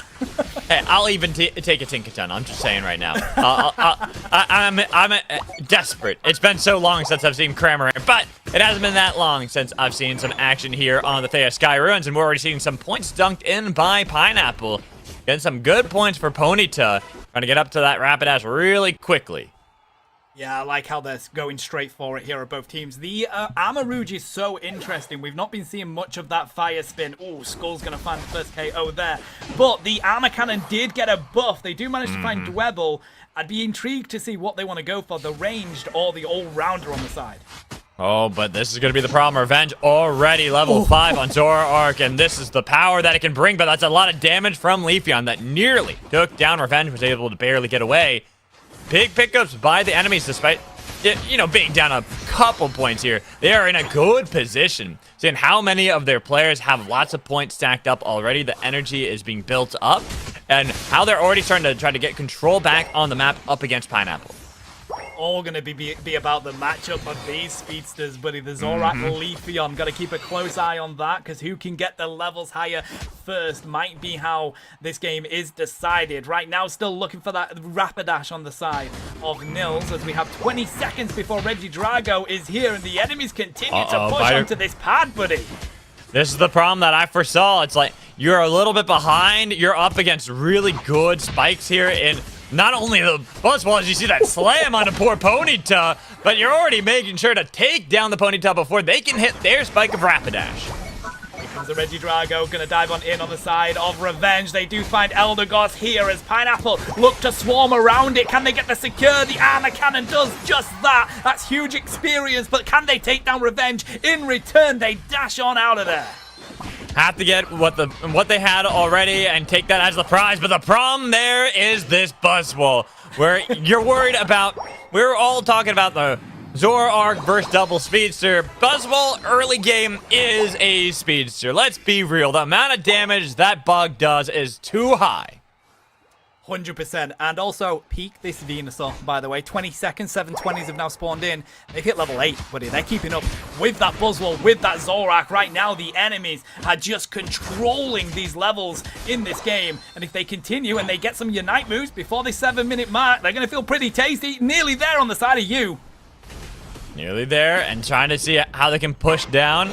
And now that you have more Regis on to the field, there is going to be both, not even both teams, it's just the enemies. Look top side, look bot side. They are controlling those paths fully, and right now they are diving, pushing back Crustle with the Wood Hammer. This is what I was talking about with that lockdown, but then we go into the top path. That's going to be the Emerald 2-step. They take it. They got themselves the Registeel. They got the knockout on the Buzzwole, and now they get the knockout on to the Zoroark. This is huge for Pineapple. Absolutely massive to take that Revenge. They were being more cautious. They didn't want to try and see if they can steal the Registeel and give over their own KO, but then they get it anyway at the pad. They didn't even use the Nightfall Days that they have ready to go, buddy. So here comes the Swole Slam. They're going to pick up the Leafeon in return, but the enemies gave over a little bit too much experience to Leafeon there. And not just to Leafeon, but to the entirety of Pineapple. Pineapple were so far behind pretty much through all their mons, and you can kind of see that experience. Still a bit of a ways behind. But the fact that you now have 2 at level 9 for Armarouge and the Rapidash. The Rapidash we were talking about being so far behind for so long. And now, ooh, what a dunk right there. This is going to be the bigger problem, though. Is once you have the Venusaur part of any of these fights, he's going to be able to do so much damage for so far away. But once he gets jumped on by the Speedster, it's going to be the trade. But now, Rapidash has to get out of there. Dashing right back in the middle of 3. Let's at least be able to slightly equate it, but that was a 2-for-1 in that fight. Actually, I think it was a 3-for-1, and now that you have Crustle here locking him into the Rock Tomb, they're trying to see if they can continue to dash around, getting a shield for themselves, but they don't have the damage to cut through that Trevenant. They're trying to get rid of the tree. Finally, it topples, making it much easier for now to look for Regieleki. Everyone is back for Pineapple. Trying to zone them out his beach at the moment. Huge beam comes through, but it's a little bit too early as Armor Cannon is going to lock in the Regieleki. There's the Psycho Boom as they look for more. Buzzwole goes in with the Swole Slam, but it's not going to be enough magical. And now this Regieleki is pushing that T1 pad. It was needed by Pineapple because they're already exposed in that bottom lane.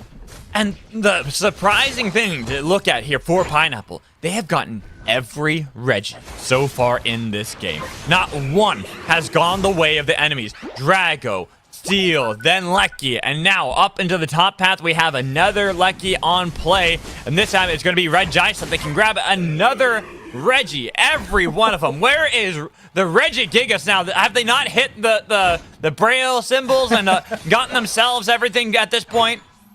Effectively explored the temple and found them all, buddy. We will expect the Gigas coming through as Skull TT Bone is looking to find a KO, but no, they're going to go back for their own farm here. And this is why Do You Like Pineapple is such a fan favorite team. You can never count them out. But where there once was a Ray, there still is a way for someone like the enemies that they can look for Groudon as a late game insurance. But looking at their composition, they were more built for the early game. Now everything is going to be onto the back, I think, of Zoroark and that Venusaur that just gets annihilated, because if ever Venusaur is left alone, easy target for the team. And there goes Zoroark at the same time. Clefable tried to have him follow them, and they said, we're not following you anywhere. In fact, you're going to be following your teammates back to the Pokemon Center while we dunk more points and take down the bot path. Alex is going to run. The armor cannon comes. Verdant Anger's going to go onto the T1 pad as well. But Pineapple have flipped this game on its head, buddy. They've got the levels. They're very close to getting the score lead. There it is.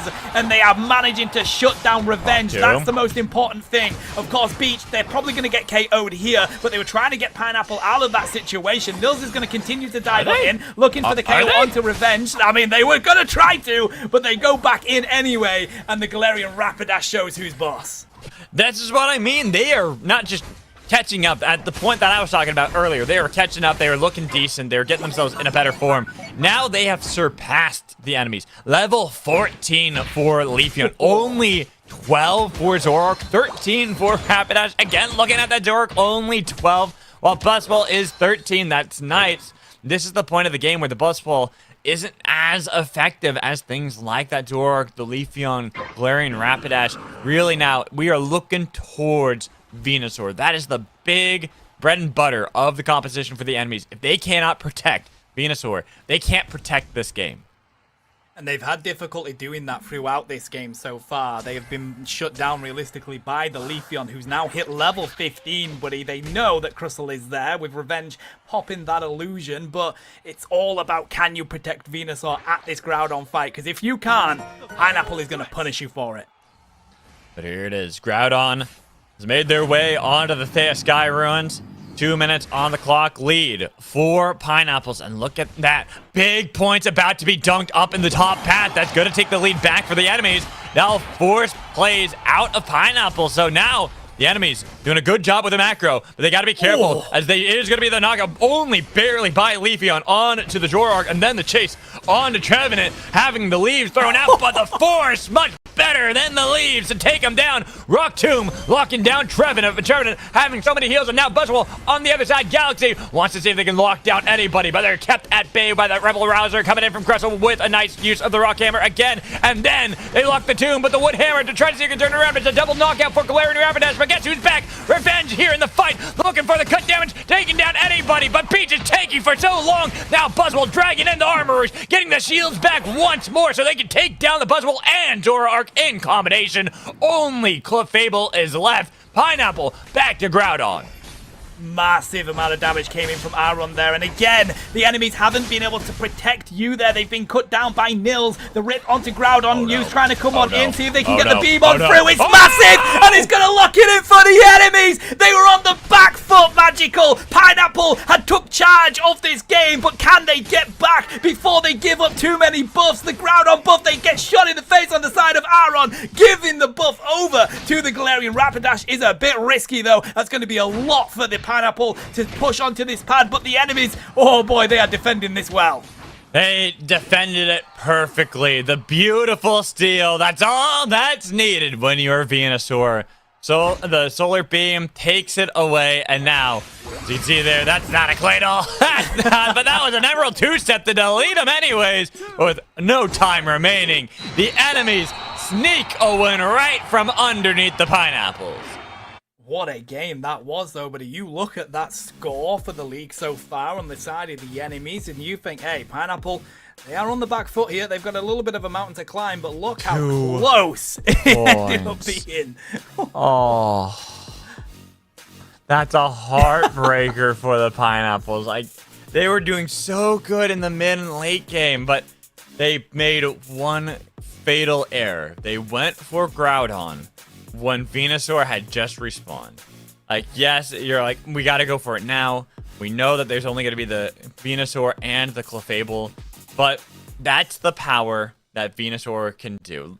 For almost 40% of the team's damage in one Mon. That is a crazy amount, and all it takes is that one beam to steal away Groudon.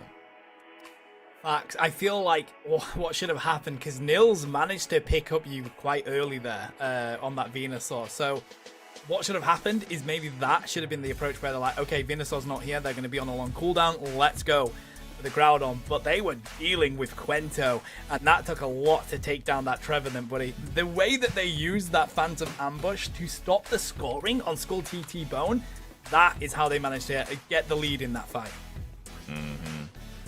Man, just crazy too. It's like, and you think back to that game. If one play doesn't happen for the enemies, then Pineapples win, because that's how close it was. Like, another one was Galaxy reading the play that everyone from Pineapple had already grouped around Groudon. So it was like, I can get a free 50 cap. That's 100 points. Gives us a guaranteed lead, which they get. And now all of a sudden Pineapples, they saw that too, and they're like, wait, we're now the team that's suddenly behind. We had been winning for so long, and we've lost that. I mean, these games, they just get better and better. Night Terror is back with us, bro. How are you feeling after that one? I stand by the pick. Yeah, we all do. We all do. Real talk, I think what y'all have said kind of summarizes what I felt as well, right? That 50 at the top was unexpected. In fact, I would have said in some life, in some timeline, in most timelines, that was a game-losing play, right? Because you're not with your team, you're a buzzword of all things. You kind of want to be a team ready to pick someone off for your team, and then you kind of fly in with all the damage. That thing is that at the very end, when the Leafeon scored, that was exactly 2 points off, or 1 Aeos energy off because of double points. I know. They need 2 additional Aeos energy, and like for them to dig it up, that's 31 points they needed. So that was devastating to watch, because that could have still gone their way. But facts is facts. Here we are going to pick and ban. So this is the important part now. They have to see if they can turn it around against enemies, because they were close. I'll be honest with you. This was definitely their game to win. It was rough. it was really rough for Pineapples, and so now they're probably reeling back from that game. Like, okay, what went wrong? What do we got to change here? And looking at the potential bans, one of those is Buzzwole, taking away that they have pretty much the same ones elsewhere. Blissey, Suicune, just no Snorlax, and that's the big one that stands out to me. But then the enemies, they swap out the Ho-Oh for Leafeon. So now, do you want Snorlax? Do you want Ho-Oh? They go for the Snorlax, which makes me think that Pineapple are going to go for Ho-Oh. Yeah, we don't see the Ho-Oh unbanned that often, to be fair, but it looks like they might entertain the idea of the Trevenant, which seems to be the go-to pick for defenders today that we've been seeing from teams, buddy. Massive in that previous game. Quento saved it for the enemies, blocking off, but Aaron is here. Hey, what's better than an Armarouge armor cannon? A Venusaur on the field, mate. But it is losing some picks that they had before, such as having themselves the Eldegoss that's now been taken away. So not going to have that for Biter Pig. Hoopa's already been banned away towards her as well, so not going to have that as an option either. Don't you play with my heart like that. Okay. Real talk though, I'm gonna stand Magical real quick, because I think there is a precedence where if, let's say, they do go with this lineup, and if Mewtwo wants to go recovery, we should see a Tinkaton, right? I've talked to Magical. Yes! I think we had this conversation, right? Like, if there's a lot of shields, there should be Tinkaton. I don't know how true that is. I love you, bro! Alright, Tunnel, welcome to the scoreboard! Well, it happened. There we go. Gengar has been picked for Tano, so we do have that now on this round. Alright, see you boys! 2 points for me. Oh, buddy, it's a 2-1-0 at the moment. The thing is, you just don't see much of the Gengar. There's so many speedsters that seem so much better in the meta at the moment, but it is one of those Pokemon where it's go big or go home. If you do manage to get your KOs early on that Haunter, and you can begin to snowball, those resets, they're difficult to handle. Guys, real quick, have you ever considered that maybe we're running EUL? Just because we want to see our favorite mons be picked? Has that ever crossed our minds yet? Gotta be, bro. Yeah, watch as the team that picks Crabron wins, and everyone's just like, man, these three are meta picks. Imagine if we get all 3 ones. I'm very sad right now. So far, Lucario has been picked and won. If Gengar's picked and won, or Lucario is picked and won, technically speaking, we're a triangle, right? Like, I beat Tano, Tano beats Magical, and Magical at some point will beat me when Kermit gets picked up. I have nothing yet. I had 0. Wait for a moment. Everyone gets 1. I get 2 though. I'm heartbroken right now. My heart has been shattered. You know, I feel like though it should be you two casting this game because it's your 2 mons. I'm just gonna put that out there. Shiv, can we make it so that it's those 2? It would be most apropos if we give them give them both their Gengar and Lucario. Someone will figure it out. It's like that kind of competition, isn't it? I am the enemies now with Gengar. Nightera is Pineapple with that Lucario, bro. Wait, I support a Pineapple. You know what? I'll take my Lucario back. You know, I didn't believe it just now. I think this is my moment. It's a TriCast. We're doing a TriCast. All right, TriCast. Okay, it sounds good. We'll keep it It's as practice. TriCast here. It's good practice, and we got to see how our teams are moving right now and what they're looking for. A lot early in this bot path, but not enough to actually get those knockouts onto the Phantom. In fact, it's going to be Top Path that finds its first casualty, and that was Clefairy taken down by the enemies. Looking to see if they get dunks. It's kind of crazy to see 2 Mewtwo's, because I'm pretty sure there's only supposed to be 1. Yeah, one of the most recent changes, buddy, with the new Megas coming into the game, is you can now have both Mewtwo's on one team, and that can be really detrimental. I'm talking canon-wise. I'm just saying there's only supposed to be like 1 Mewtwo, right? Facts. Yeah, that is facts, buddy, but there's going to be plenty of Haunters as Revenge looks to go on into this top lane. Right, moving into that though, we are gonna see positioning up here. TT Bones waiting for opportunity to come in. If they commit too far, there it is. Looking for the dive then. Dashing around a lot, but not finding the knockouts. In fact, it's gonna be Lucario finding their way over to the Pokemon Center. Battered down by Mewtwo X here, and they're still getting chased down, but look at how many dashes this Zoroark's able to commit to find one back onto Hunter, but then that Mewtwo X healed up for so long until Zoroark destroys him, and now Lucario back to help out, but instead of helping out, is going for points, chasing away the Eldegon Zoroark, making sure no one's going to deny those points, going over to the Pineapples, but we are seeing more knockouts. This time, it's going to be the bot path by Pineapples. Aaron finding one as Ivysaur. This is going to be scary. Skull TT Bone nearly hitting level 7 on this Zoroark already. Regidrago is going to come on in here, looking to see if they can get the secure as they dive through with that dash. There's going to be the Haunter coming in with that Dream Eater, but it's Lucario who locks it in for Pineapple, looking to find some more KOs here as well as they dive onto Revenge, trying to run away, diving back onto the other side, but they do get picked up by Trevenant. Ooh, unfortunate. That Hypnosis had to land onto Lucario here in order for the Revenge to play a part in this fight. But look at the damage that's coming out from Champerus here, who finishes off the Trevenant, and right now, positioning is going towards enemies here. If not for the fact that they walked into a trap onto the Lucario, who is now going to be dishing the damage out onto Snorlax for a double KO here. And now we round out in our entire game with Do You Like Pineapples at 46 points and a lot more EXP.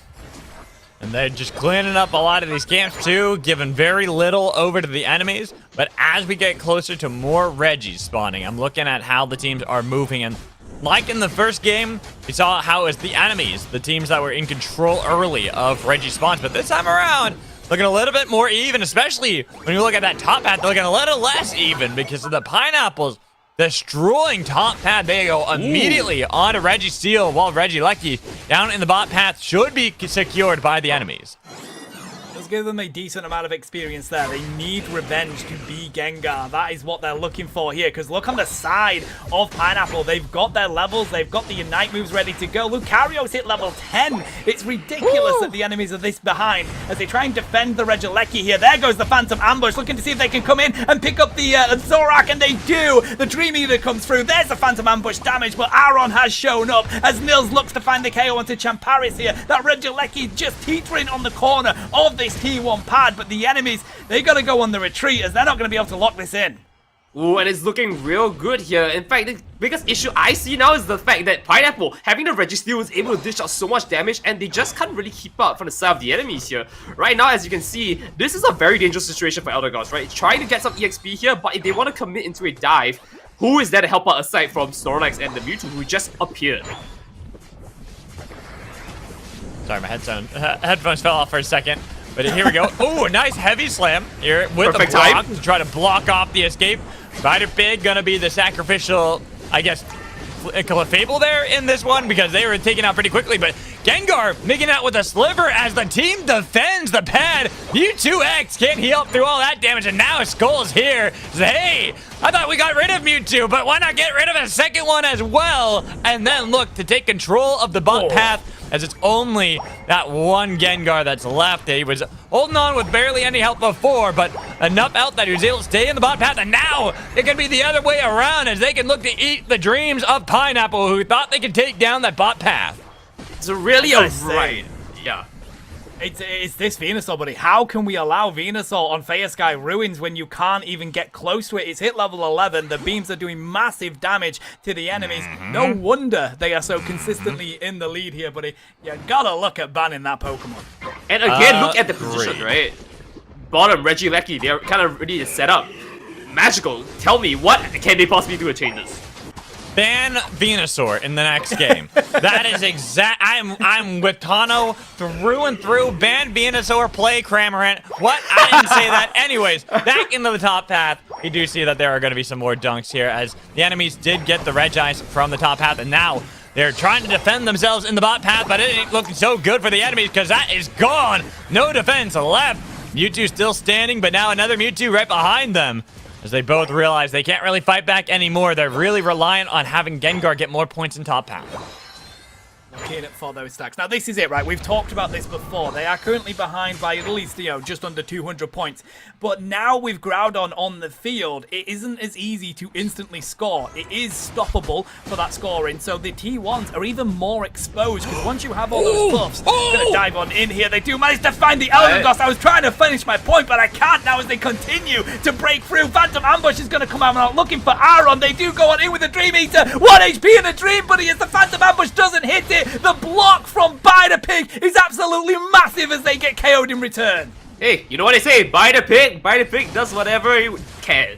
And right now, it's dishing out the damage to his team, and it's able to sustain them for so long as well. You gotta give respect to them, as Pineapple has about 80% of the map into their favor right now. Look at the levels. It speaks volumes, right? God, I couldn't get over that engage though from Pineapples.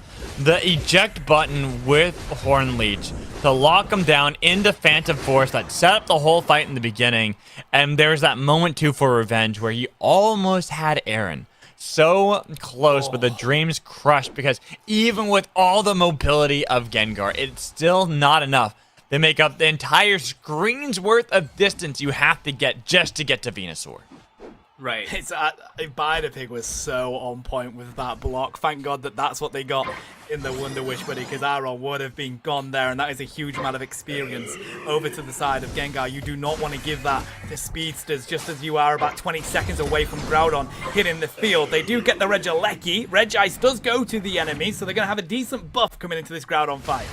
Now, I'm not sure the thing is, right, we have this Regieleki right there, who's going to be putting a lot of pressure for Pineapple. Last match, very close to 100 points. They will get a drop here. But if they do get another drop inside of Pineapple, right, this is going to be very dangerous for the side of the enemies, who is behind by about quite a bit of points. Wait. Look, wait. No. Because I'm looking down bot path. There's 50 points that were It just already got picked dunked. up there. Yeah, and it got dunked because they had the Reggie Lucky. So now Exactly. they got this massive lead that even if you make a nice play like you did last time for the enemies, it's not going to make up for the difference you now Exactly. find yourself in against Pineapple. So it's gonna be a bit tough to see how this pans out here, but I do believe it comes down to two things, right? Can Beach get a nice Horn Leech pulling someone that isn't Snorlax, and whether she can pick up a block for the entire team to push the others away so they can get a few picks to start it off. This is a beautiful thing. I just saw Pichu walk through a wall. Yeah, I've been watching that for a bit now. Like, even before we had the first reconnect, I'm like, uh-oh. Got some issues. Oh. But look. Lucario's already there. Lucario is already there to answer. Even though the points go through, it's only 46. It's not that many points. If you can get this knockout onto Revenge as well, that's going to be massive. We had to go for the dive down below. But look, in the base Oh are going to my be gosh. 96 points dunked. But a huge Crash of the Comet there from Champros to pick up a double kill for Galaxy and now for Revenge. So they are on Groudon. And even though they're on the other side, or not gonna steal, it's gonna be on the Eldegot to secure it. The enemies, they get it yet again, but then they get deleted on the fight out of there. But now they have the points. They have the pressure onto these bases. They're closing the gaps, but there have been additional points dunked in on the other side by Pineapple with 20 seconds remaining. They've got it. They've got the lead here at the moment. 20 seconds left. They haven't got all Groundon buffs on the side of the enemies. Either the defense from Pineapple, as we do see them go on in here. There's not enough points. Not Not enough enough time. change on the field, buddy. As Pineapple, with a dominating game, are going to take us to a game 3. Wow, what a game there. 2 times in a row, the enemies, they make the correct play at Groudon, they get it. Yet, unlike in game 1 where they're able to hold on by a 2-point lead, this time Pineapples, they had already set up the groundwork beforehand that even if they lost at the Groudon fight, they could still have the plays afterwards that kept them in the lead. So we will go to game 3. Hey, you know what? It's fitting, right? Thry-cast, Thry games, you know? But as we Facts, take a mate. look into that, I mean, I kind of feel like the thing that fell off here was Galaxy going onto Mewtwo X. They were cooking. I don't disagree. I just don't think Mewtwo X has been like performing well enough that you want to pick it up. I still think that putting a Buzzwole there would have made more sense. But honestly, let's be fair here. Lucario carried. You know. I think Bida carried, bro. No. Yeah, she did carry too. She did carry it. But I mean, I gotta looking give it to my at boy. 55% healing right there, 25% damage taken too. That's just what, like, Clefable and Blissey are pseudo supports. They're also so tanky as well on how much they can actually absorb for the team. So, Spider Pig, like you said, it was a very lucky barrier block that they got before, but doing a great job of defending. Aaron, this is kind of what we were talking about. The problems that you have when you have a Venusaur on the other side. You have to look at the elements that can then protect said Venusaur, and there were so many for Pineapple that made it so hard to get even near them. And to be fair, Venusaur did get buffed recently in terms of its defenses, right? And so I had this question before, which was like, do you run Pedal Drain because now you're a lot tankier, or are you just like harder to like KO, and so you just pick Solar Beam so you can like fire off one more before you go down? But to Tano's credit, the Gengar pick wasn't wrong. It was just a lot harder to land. I think it's one of the Pokemon where if you hit your Hypnosis into your combo, I am 100% sure whatever's standing there, be it a Metagross, is gonna go down, right? So maybe there's something worth exploring there. But if we do see a Cramorant, magical, that's your point. You figure it out. I actually think it would be a good shout, because these ranged attackers at the moment, you do want the ones that can dive in, do damage, get out, or just stay at range. Look at Raichu, look at Mewtwo Y. Cramorant can fit in that at the moment, so No, they can. I hope, but finally, magical. They've listened to us. Venu. Bye, Bye. Venu. But there's still Snorlax. There's still Ho-Oh available. Hey. Raichu got banned away on the other side, so not going to have that. But there are a lot of these options that we've seen kind of developing through the meta as we look at that Trevenant right there. having Vider Pig already hovering Clefable, which would be a good pick, or the Eldegoss. They decided to go for the Clefable. But now we got to look at what they want to go for those range, the attackers, to kind of fill the role that Alolan Raichu and Venusaur now leave. And the thing is, unironically, Cramorant is really good because it literally has the move Dive as well, right? It is able to go to the back line, just not as smart as certain other Pokemon, but I think there's a precedent to say that maybe that is an option. I am not. Okay. It's not cool. I'm gonna be real with both of you. I might be pushing my Cramorant, but if there's ever a speedster on the other side, you are completely worthless. Like, this is just fact. And I love my bird, but this is just the reality of the situation. I already see Glaring Rapidash. I now see a Darkrai. You do not want to play Cramorant. Yeah, but you wouldn't play Delphox. But you know what I would play? Yeah, especially with a Snorlax on the other side with an Eldegoss. Tinkaton is still there. waiting is an option. We're pending. I would actually love to see the Delphox. We've been seeing loads of it since this new map came out, by the way. Not Fire Spin either, going for the Flame Charge. The Skull locks in the Inteleon here. Okay, so Aaron, do you go for the Armor Cannon or do you go for the Fire Spin? Because they don't have a great deal of Brawl on the side of Pineapple here. Oh, it does seem that they're swapping it up. That's so it is going to be Aaron. And that, to me, that tells me everything I need to know. Fire Spin here for Armarouge. They already have the Snipe Shot now for Aaron, so they got that range that they were missing once Venusaur was banned away. And I'm looking at what's on the other side. Mew is a good shout. I think a really good Pokemon for that range. Never going to be bad, especially because you can kind of swap through abilities. But just not going to have quite that power we've been seeing from Venusaur. But I am curious on how Darkrai is going to interact with this Inteleon, because that is your main target. You're only looking to get rid of Inteleon over and over again as the speedster. Put him to sleep, knock him out quickly, then afterwards you're like, okay, I don't care what happens. Right. I mean, at the end of the day, it's going to come down to the technical skills of the Pokemon. We're going to see how the trainers kind of pilot them, and this will be it. I mean, we saw Rapidash and how well it did even when it wasn't running that much. It's gonna really be a level of play that we're gonna see that has to come out for the side of Pineapple in order for them to really squeeze out one more. And they're very close to that. Enemies, very strong team. We're not gonna count them all yet. Yeah, the upset would be really impressive, though. We've already seen a little bit of it with Banana Peelers, but I think that Darkrai is the Pokemon to watch here. I think it's underrated with how dominant that Pokemon is right now. No, you mean Mega Gengar, right? Mega Gengar. I wish. Yeah. Hey, Mega Gengar could get added into the game, I'm just saying. And that's a surprising possibility. It's actually the Mega Absol that I desperately want, especially for the speedsters, bro. That would be kind of cool, not gonna lie. Seeing something like that, but we are seeing a Phantom getting knocked out in the bot path, and enemies maybe a little angry about these last two games, because even though they won game one, it was a bit of a struggle. Now they are bullying both paths, top and bottom. Buzzwole does a great job at that as well. That Ponyta thought he could fight up against the bug, and then immediately Heels is kind of like, maybe not. Maybe this isn't really looking out for me so well. Oop. Looking kind of strong here. Ponyta slowly edging its way into the level 5s here, but not hit out Darkrai on its tail.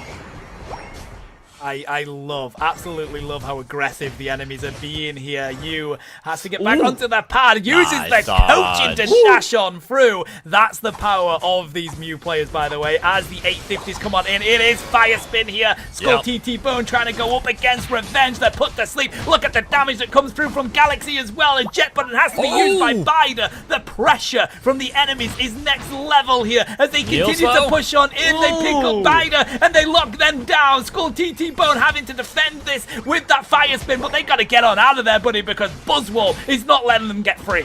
And dragging back in the Pony over and over again. Rapidash trying to get some damage with AoE to deny the 30 dunk that just happened. So now 10 points only remain, but they have gotten some backup. They have been able to respawn, but they are battered immediately in that fight. And same with Rapidash. Every time they try to dash out, they have to go right back to the pad. Ooh, again, we are seeing a very interesting trend here, and that is the Trevenant not being able to play the game, stuck at Phantom right now. He's gonna need to find some way to get up to Trevenant before helping his Regidrago here, which I don't even think they have time, right? Enemies are locked into that. Yeah, there's not much hope for them to steal away that Regidrago secured by the enemy. So kind of seen that slow migration and change throughout each of these games where the very first game, Pineapples, they controlled every Reggie. They should have had Regigigas on their side, I'm just saying. But game 2, it was a much better fight from the enemies, making sure it was a lot more even on each of them. And now here in game 3, already the first one lost by Pineapples. But a good knockout in the bot path on a Snorlax could maybe net them that bot Reggie in trade, because right now top has been a battlefield over and over again. So many times looking for these knockouts, but now they've got the Darkrai back right in the nick of time to help Buzzwole, pushing back Biter Pig, looking for the knockout onto her, but Laren Rapidash nearly was able to find that in the back line onto Eldegoss. Now with the snipe shot landing on to Buzzwole, waiting for another one, missing onto Eldegoss, but that is enough pressure to force the enemies away. I tell you, bro, it's a completely different game as soon as this Darkrai comes into the fight. That is the difficulty that Pineapple are going to have. Regieleki Rip coming on through here. We do have Skull trying to dive onto it. There goes the snipe shots. They're not landing at the moment as the Swole is going to go on in and find the KO on the tree. They do manage to find that snipe shot, though. Regieleki taken, but they're going to go on in with a Swole Slam as their Spy Vision's going to be popped. They manage to get away using the Palkia as now they look for the KO onto Buzzwole. They find it, and with the snipe shot to boot from another postcode, Aaron locks in this top lane. It might not be Venusaur, but Inteleon is the same thing if you think about it. Long-range snipe shots landing over and over again. The damage it does, winning such a crucial fight for Pineapple. As in Asia, we say same, but different. As we go about that though, Rapidash finishing off the tier 1 and is able to back away with just a little bit of help. This is the time we're gonna see whether Galaxy can turn this one up. A nice pick on the side here, very daring, but Galarian Rapidash able to make it out with just a slither of HP. And back to full as well after the citrus. But yeah, plenty of HP now, bro. As the snipe shots are going to continue to land. Jimadoo has to have a think about this one. But here comes Darkrai, baby. Revenge finding the double KO. The tree trying to do what they can, push the enemies back. But down in this bottom lane, Mystical Mirage is going to come on out. Skull's trying to continue to push onto this pad. Aaron with a very quick rotation is down here with their snipe shots. They've got to handle only the Skull TT Bone in their face, as well as those shots coming on through as they continue to defend this T1 pad. A massive heavy slam, and they're going to pair that with the revenge damage, and Mew, they take down that front line, and now they want to push back onto the T1 pad of Pineapple.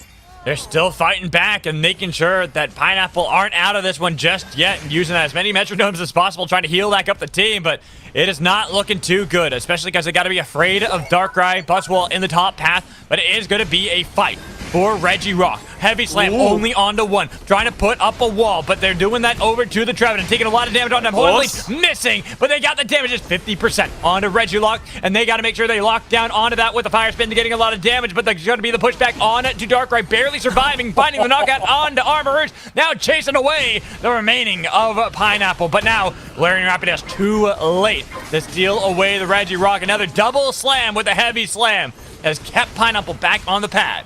Gonna be real with you guys, Aaron, he's not really landing the snipe shots here, and it's making a big difference. The damage needs to be tagged there. Again, look at that, just not tacking the damage on, just kind of means they don't really have much to go off on, right? This Rapidash can chip damage, but they need something substantial. Aaron, he got tagged by the heavy slam, so I thought he was in danger for a sec.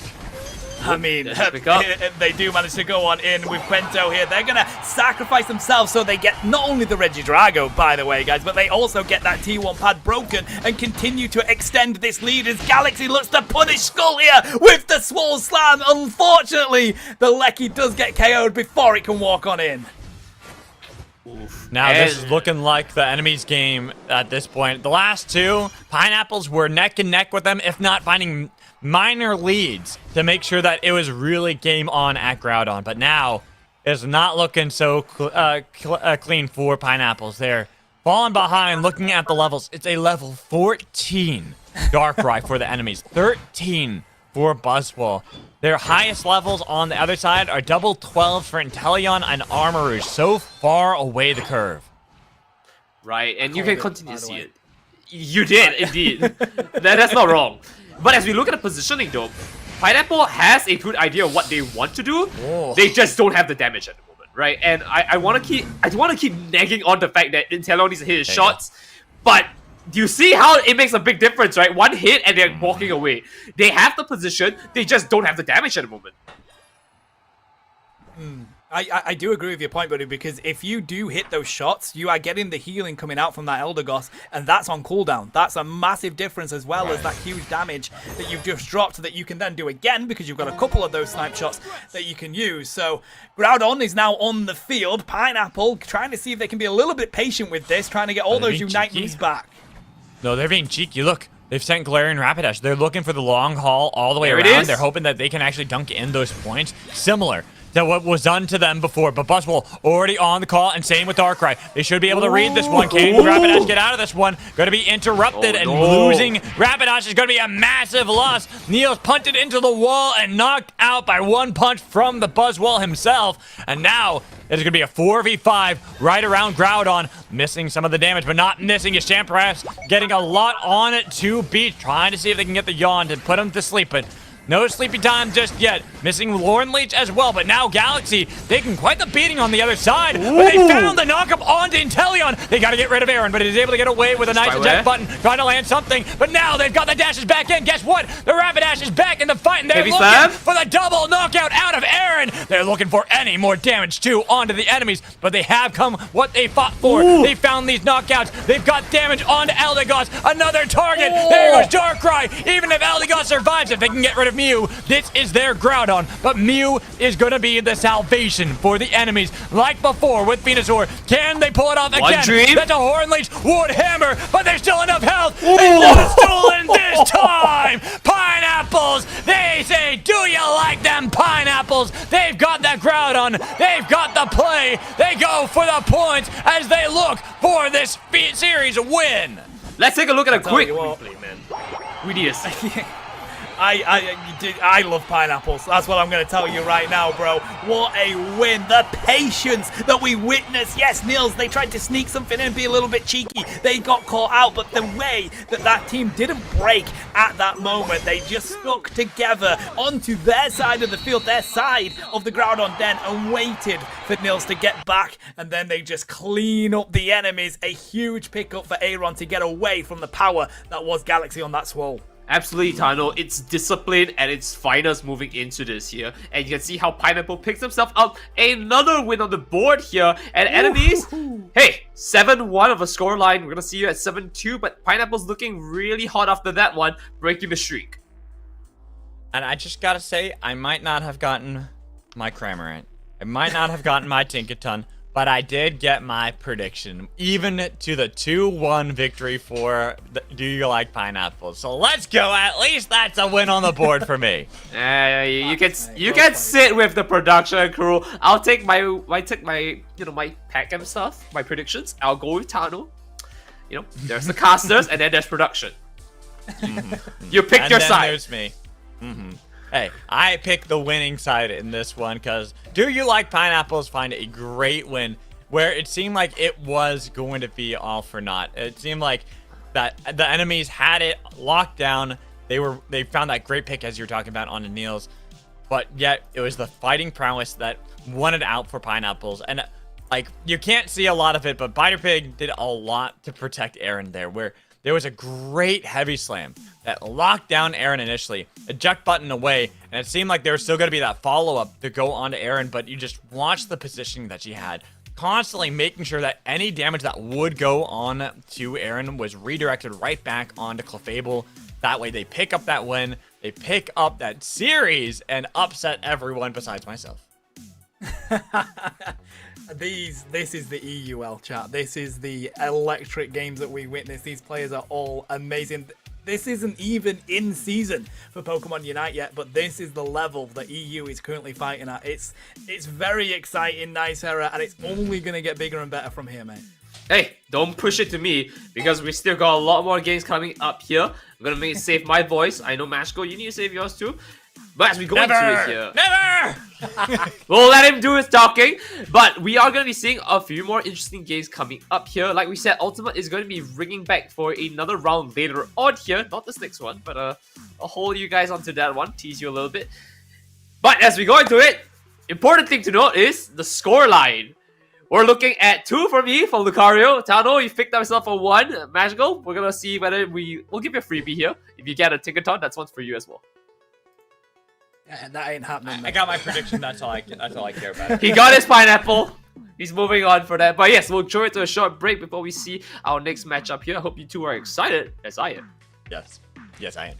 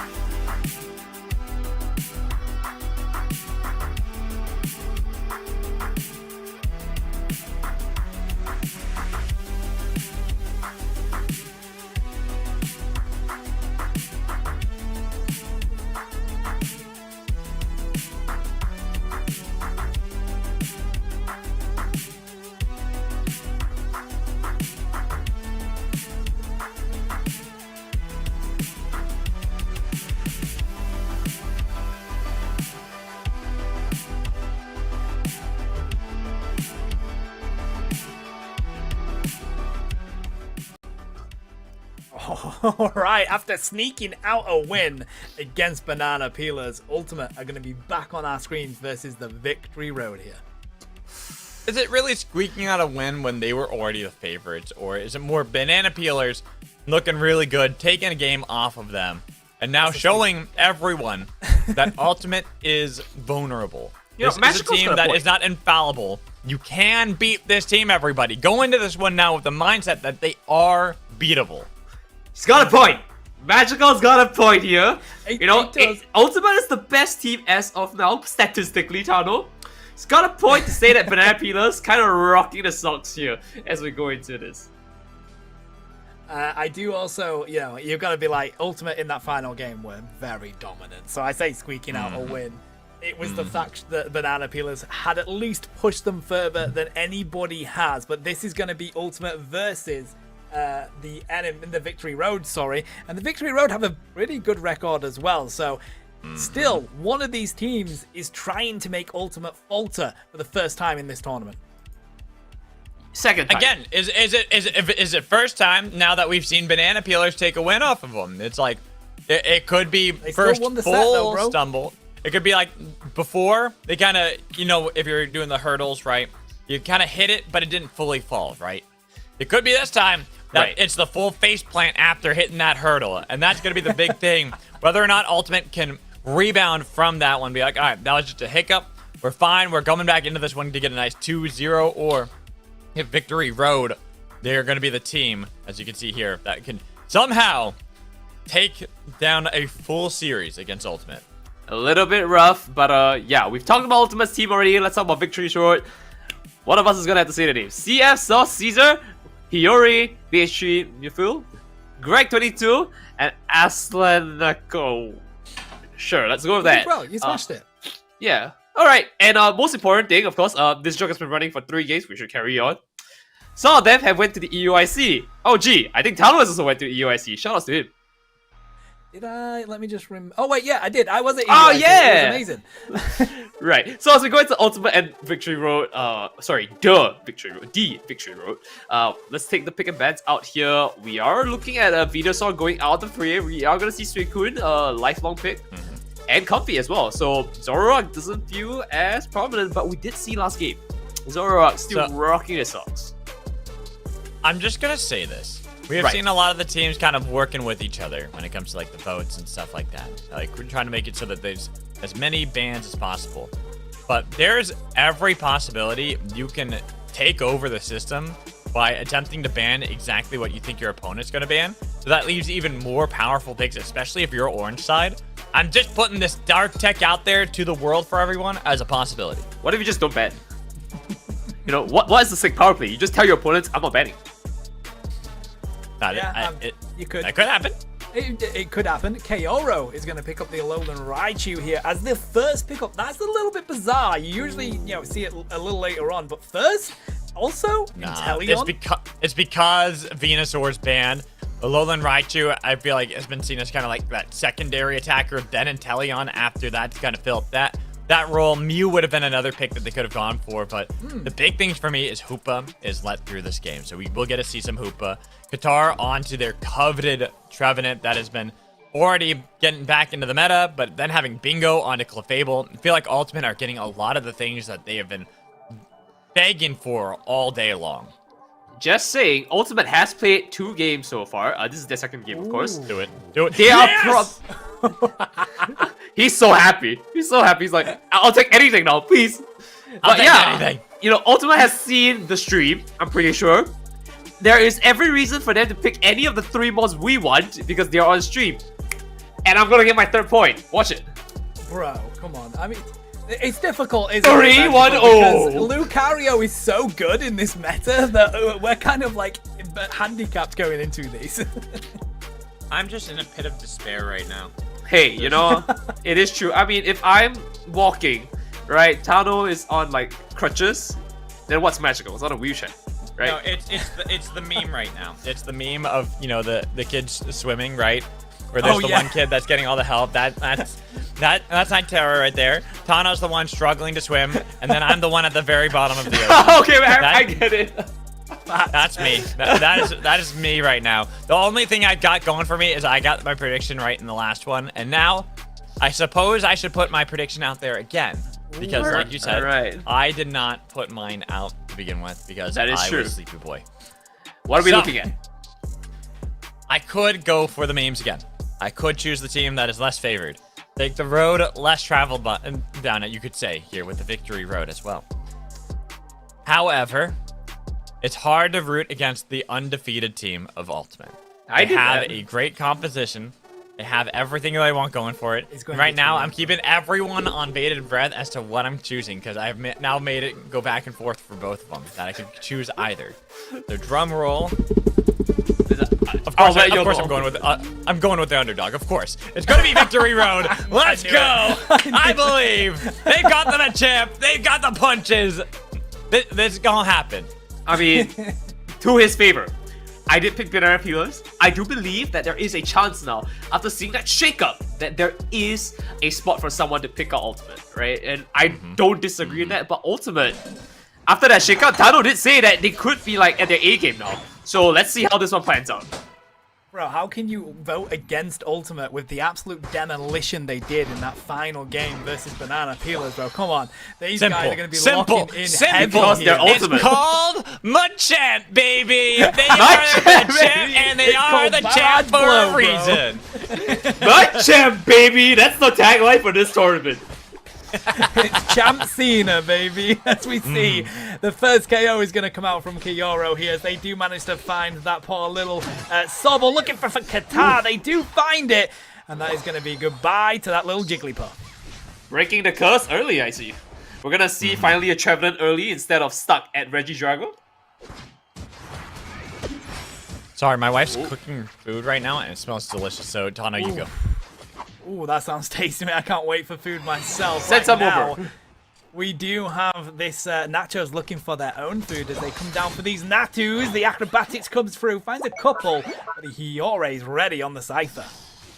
Ooh, and it's looking real quick here. They're gonna dash up, see they can find opportunity. There's the damage coming in, and he does get a nick onto our little bird, but not enough to get a KO. But Champ looking a lot slower now. Now you can't see him at all. But Scyther as well, going down for the count with Jigglypuff. This Lucario finishing up for 2, and his team up finishing the pickup here. And this is looking fantastic going into it. On the bot side though, we are gonna see a little bit of a problem here, and that's an entire minefield of Electro Balls. The farm can't even spawn in before it gets KO'd instantly, and they take that away, but no scores on the board just yet. 2 fat donuts for both teams as we're 10 seconds away from Regidrago coming on in. And I'm going to be honest, there might be some points here in the top path, though, because I did see that there's a potential fight, but the problem is right now, Victory Road, people might be asking for themselves, well, oh, Magical clearly made a mistake. Look at the points, look at how the levels are right now, but that's because we have yet to see the champion himself. It's Macho, which is the choking season. Is he? You got to get the champ out there before you actually have the real champion fighting. But a nice submission there onto Lucario, but a good kick up into the air, trying to fight against 3, but getting pushed back momentarily. Delayed. Some points have been picked up on either side, but it is given a momentary lead for Victory Road. But down in bot path, a crash down into the flex zone from Hogwatt Rider as he's been put to sleep, but still with 3 strong and not even having themselves at the Inteleon phase just yet. They decide they're gonna let them get the points they want and get out of there, even taking the Altaria camp. Well, Scyther does get a nice double KO on the way in.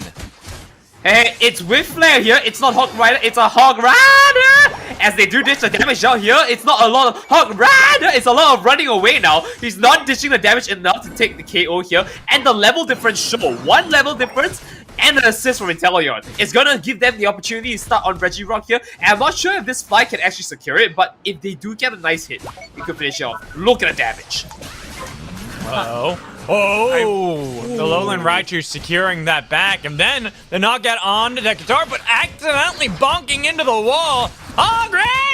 Bonked right into the There we go! As now they're getting chased down. They're taken down by the Emerald King themselves. Either cutting through all the competition. Even if you put down a nice bit of damage to take a nice retribution knockout onto them, they're looking to chase you into the flux zone. It's only Qatar on Resurrection that will finally deter the Victory Road from continuing their victory path. A nice snipe shot again onto Qatar as they're chasing away Wigglytuff.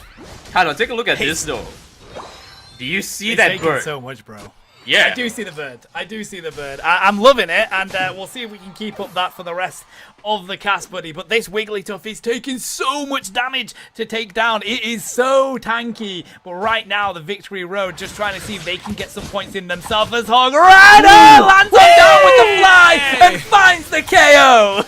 Oh, I love it. I'm so glad we have the flair for this. Now, Hog Rider is coming in. He's trying to find opportunity to see if he can nick it. Why do I say it and nothing happens? That's what happens when you're in first place right now. You know that's what happens when you're.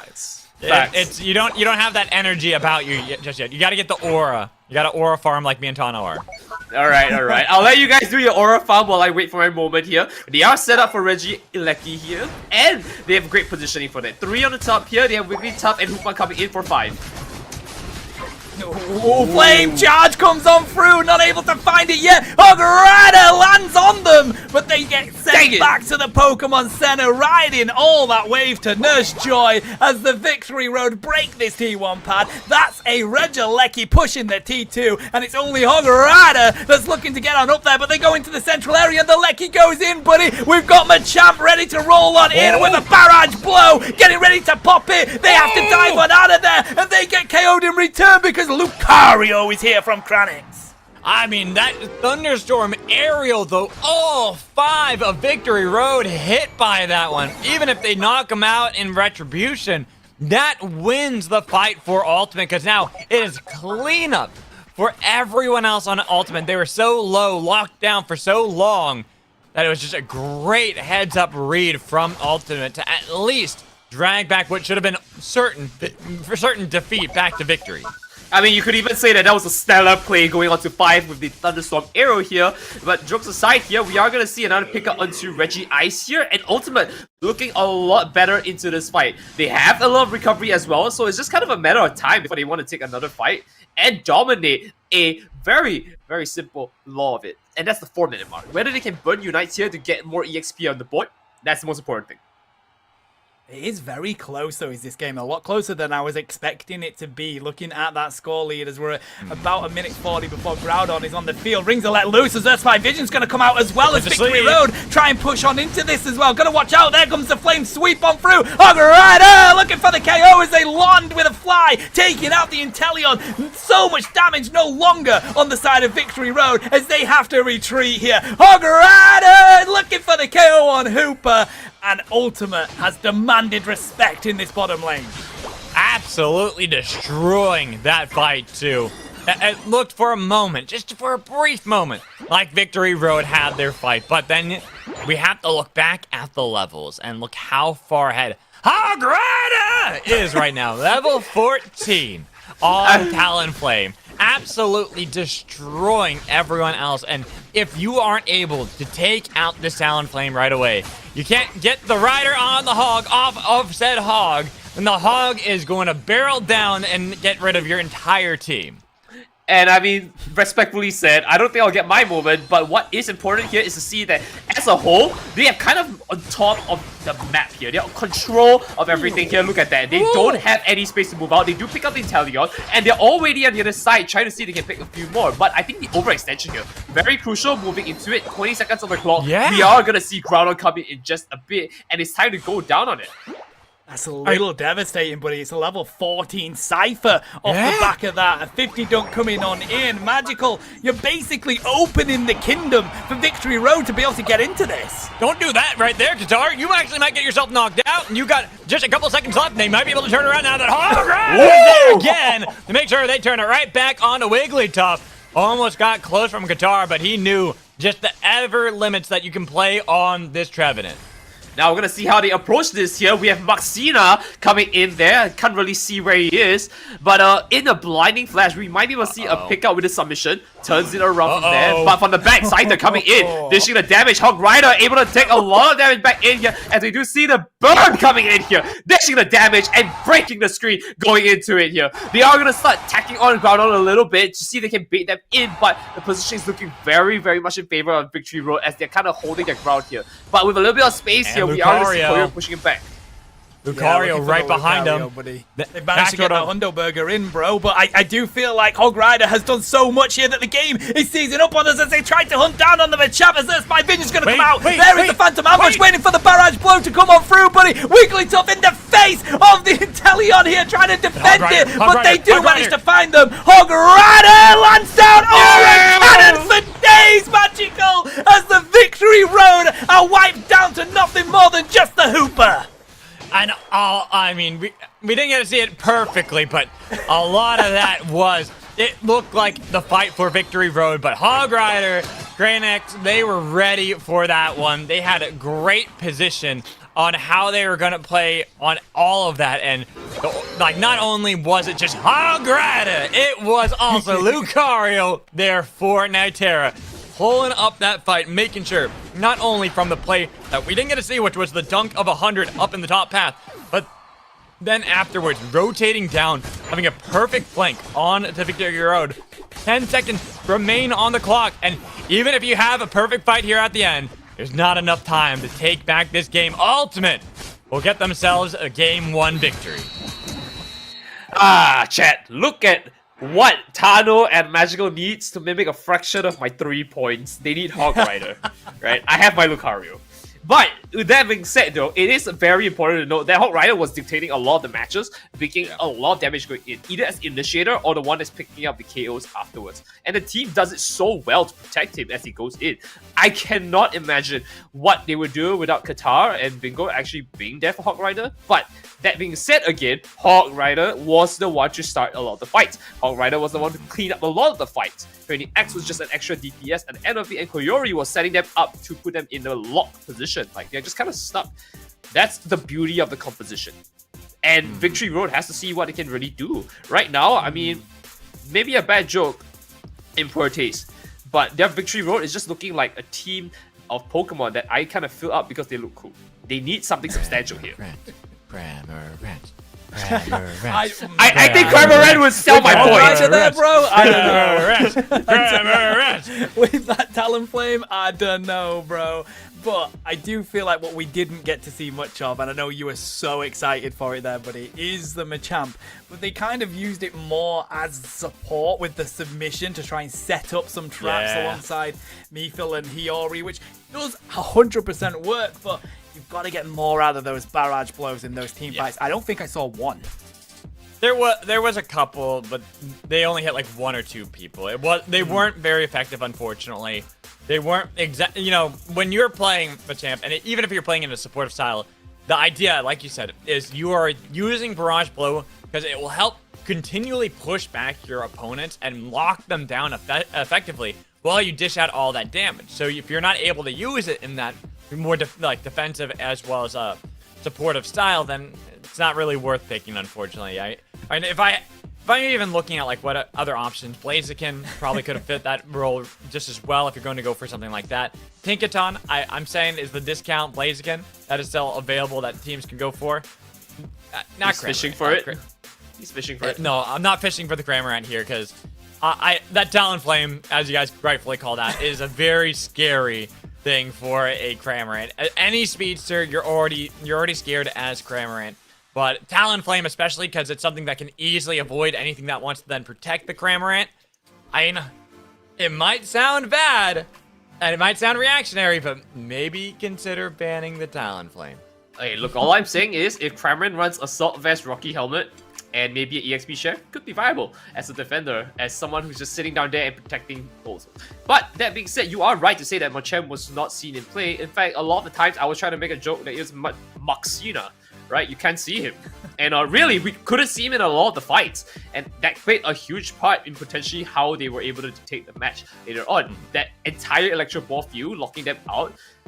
What is Machamp going to do? Walk in and take the damage? Right, so maybe that's something they have to consider. Yeah. The thing is though, right, despite the fact that they managed to keep it close to maybe, I don't know, the final few moments, of course, their ultimate, they did do something we're not used to them seeing. They gave over 2 huge KOs over to Hiyori. They managed to hit level 14. Thing is, Ultimate are something different when it comes down to these Groudon fights, guys. They are a completely different team, and they are dominant in that space. Right, and they have been every single time we've watched them. There's been so many games where, like, this could be the time. This could be the time they finally get the loss. It happened earlier today, sure, but we're talking about before, leading up into this, where it's like, is this the time they finally lose a game? Then Rayquaza, then now Groudon. The fight would happen. Their macro would be perfect. They know exactly how to position. They'd punish their opponents in every way, despite being behind, win the game over and over again. So, I mean, I almost wonder if you approach this game too, and you look at like what went well, what was struggling. I feel like the Scyther actually was a really good pick there for them. Scyther was doing a lot for Hiyori. I think that was a great look for them on how they're able to play some of those fights. I think Wigglytuff was a little bit weaker. Eldegoss probably could have done the same thing, but better. You know, just been a little bit more a part of the fights, so you could contemplate something like that.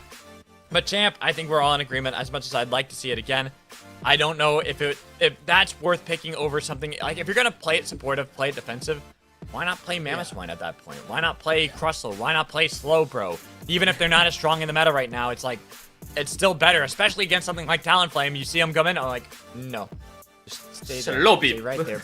Yeah. I guess to your credit, you sound like a Gen 1er for Unite. First of all, but you are. I just said no to Machamp though.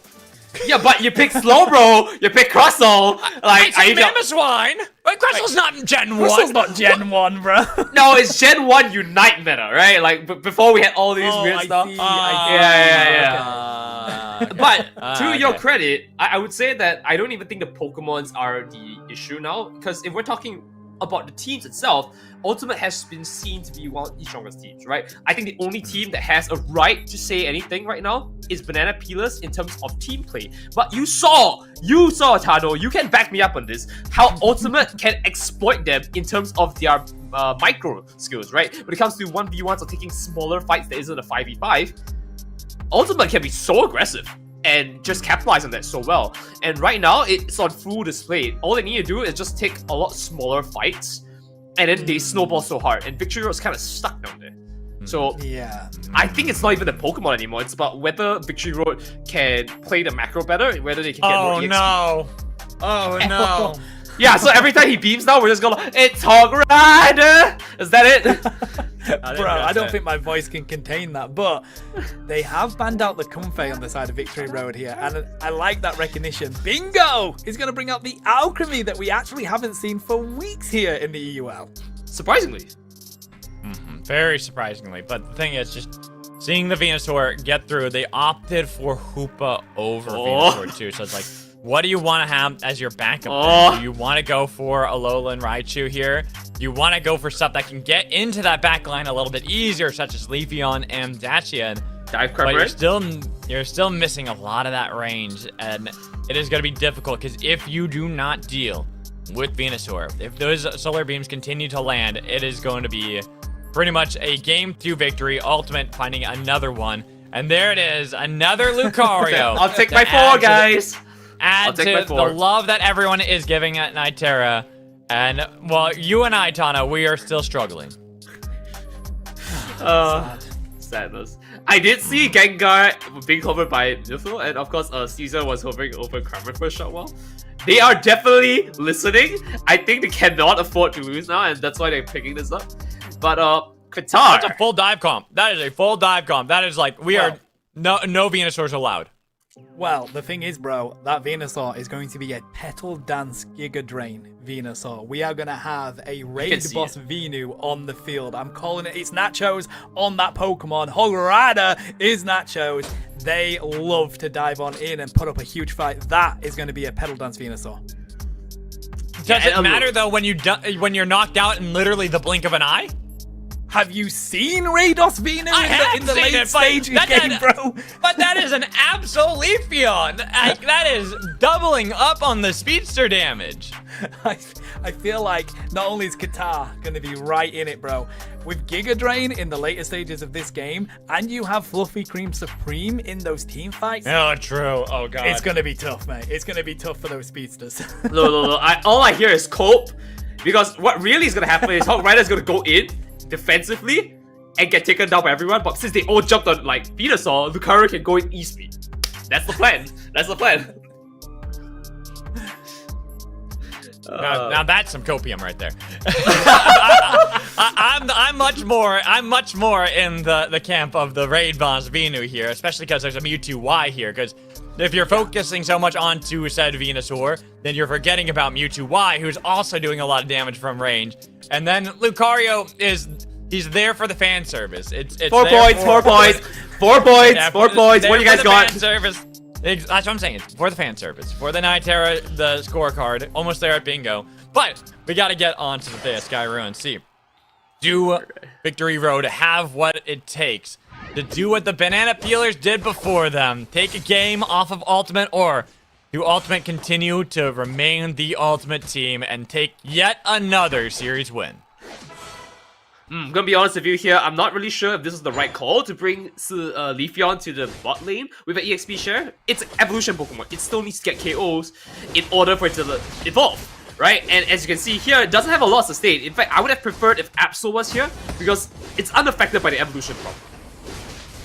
It does also, it's quicker to get Leafeon on the field. It's just like that one quick rotation. So I feel like I'm with you, buddy, but the difficulty is, I don't think it'll matter because Qatar is down here, has a Ho-Ho, and Kiora is here as Mewtwo Y. That ain't going to be easy for any speedster. Wait, I want to see bot in these early stages. Kiora finds the first KO, coming out of that central area. The power spike is huge, and Leafeon finally on the field here for the Victory Road. They got that knockout, and now they're looking for those dunks in bot path, pushing back Qatar, picking up all the barriers possible, while Mewtwo will be floating on back, trying to make sure that they're not losing too much in this one. But Victory Road doing a good job in the early game, and even another rotation heading to top path. Ooh, and this is going to be for 3. Unfortunately, just did not have enough damage going into it. Absol was not ready. But as we take a look into the bot side as well later on, we are going to see that they are actually pushing in very well. Now, the problem I have with this entire rotation is that at the end of the day, you are leaving an unevolved Pokemon there. Ivysaur is already online after going through a rotation, and he's going to be steadily farming up. While the 2 speedsters who can dish the damage are slowly stacking or like taking fights.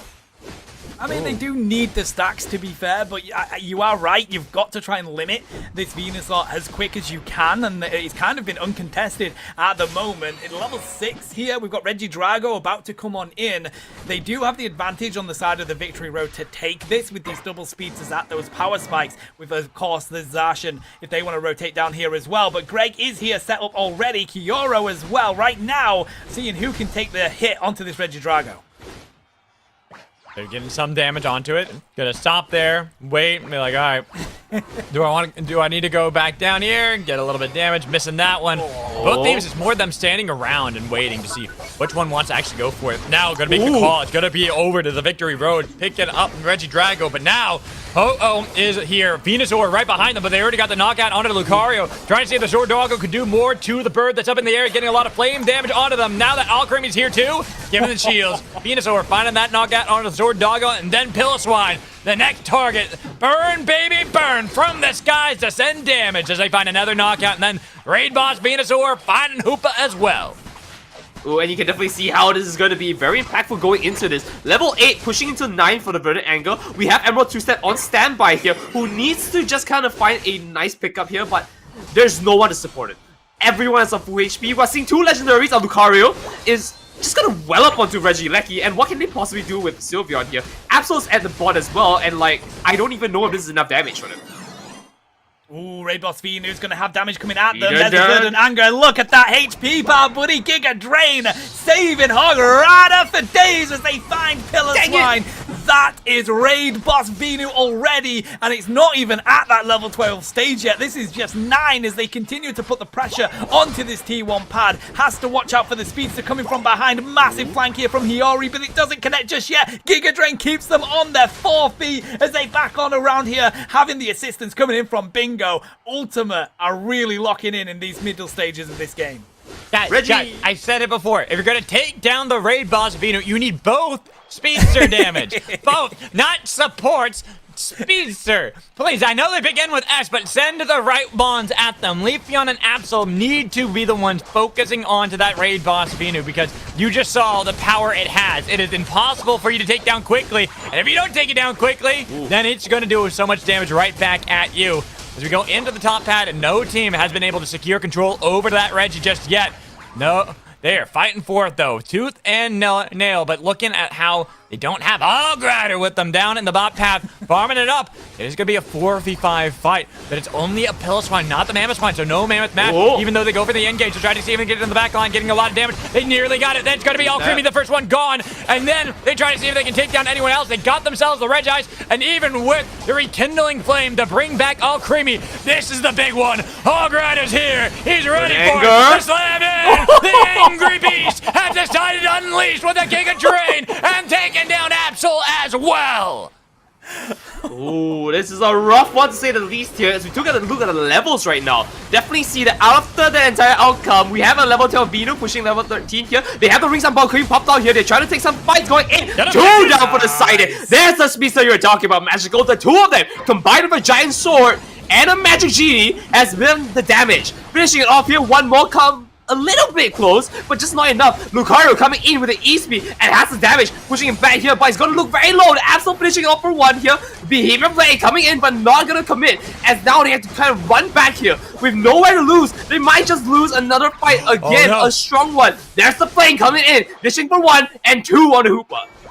That's the overconfidence that Ultimate had to begin with. Victory Road comes through with those Unite moves, finds that Venusaur KO, and with that confidence, they push a little bit too far on the side of Ultimate, who manages to get a little bit of revenge here. You are right, Magical. They need both of those speedsters to take on that Venusaur, and typically, they need the Unite move to boot with having to use the Emerald two-step. Alone, they're weak, but together, they're stronger than they can ever imagine. And you gotta make sure you're working together, because right now, that Venusaur, that is the raid boss of all raid bosses. If you don't get rid of it quickly, you saw how much damage it can do, how fast it can heal up. And right here, already diving. They're using a lot, but they haven't been able to find the knockout. It's going to be instead on a Leafeon, who focused the wrong target. Grider still right in the thick of it all. That is the raid boss. He continues to chase down the Hog and looking to see if they can take down the Mammoth. That Mammoth match ain't got nothing on this piece as they dunk in even more points. Ultimate fully in control of this game. Oh my lord. And here's the interesting part. They have Rekindling Flame. They have 5 Pokemon in total, right? If they wanted to, even if they started Groudon, Ultimate could run straight down the middle, put the points in as a team, and what can Victory Road do? Yeah, I mean, you've got a fair point there, buddy. The thing is, they also used both Unite moves from the speedsters there to take down Hog Rider and still weren't able to, with them managing to dodge a couple and get that healing coming in from their supports, and they continue to push this pad. They have built a team up around this raid boss, and now it's too difficult for the Victory Road to break through that front line and find a KO. I don't know if you guys remember metas way back. I'm talking a couple years ago in Unite. And it was all around Venusaur because Venusaur was so adaptable. You could play as the attacker from long range. You can play as a defender when you go for the Petal Dance Giga Drain. You could play even as a supportive style of Venusaur. And we are seeing the resurgence of old Venusaur given new life here as we have the multiple different styles that you have. I wouldn't say so much the supportive style, but the attacker and here with that more all-rounder kind of style definitely is feeling happy. Level 14 at Groudon. Right, and you're gonna see how much damage that's gonna dish out here, but a nice map mash coming in here, dishing the damage as the entire team follows out. Emerald 2-set comes in here, the lockdown on it. We already see Creamy coming with the damage, but Absol from the back here, Midnight Slash coming in here and dishing the damage. They have 2 for the side, and now they have to continue this. Mewtwo is up for the count, Rekindling Flame to return them to the fight here, as Hoopa is knocked down the side of Venusaur and the help of Creamy here. Groudon is in their grabs here. Ultimate has this in the back. There is no Midnight Slash. The only Lucario has potentially one chance to see if he can stop this Absol from coming in here. No Midnight Slash doesn't mean he can do it, and there it is. Down is the king. One last attempt, and there it is. Zacian is down for the count. If they want this, it's gonna be here. Groudon's desperate taking. Ultimate takes the win here. It's gonna be a tough fight for Victory Road to do much here, and again, the Venusaur, like you all called it. has once again run scot-free.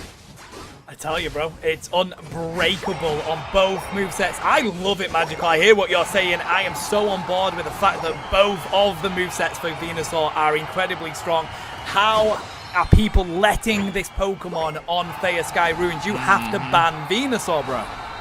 Ban it or first pick it. They had the opportunity to take it away. That's what we saw in the previous series. That is what Pineapples did to give themselves a stronger game too. Here, could have been the same thing for Victory Road, but they let it through, and now we see why so many teams have put so much prevalence onto this Mon. You cannot stop it.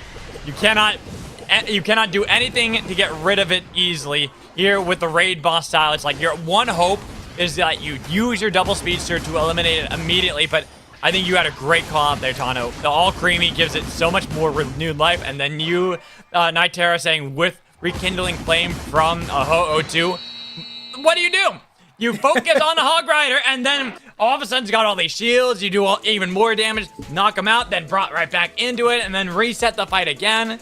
There's just not much you can do, and Ultimate showing that they have full control of the meta, how to play the game to the beginning all the way to the end. You know how there's a moment in like fights where you have a fanfare, and that's when you start winning?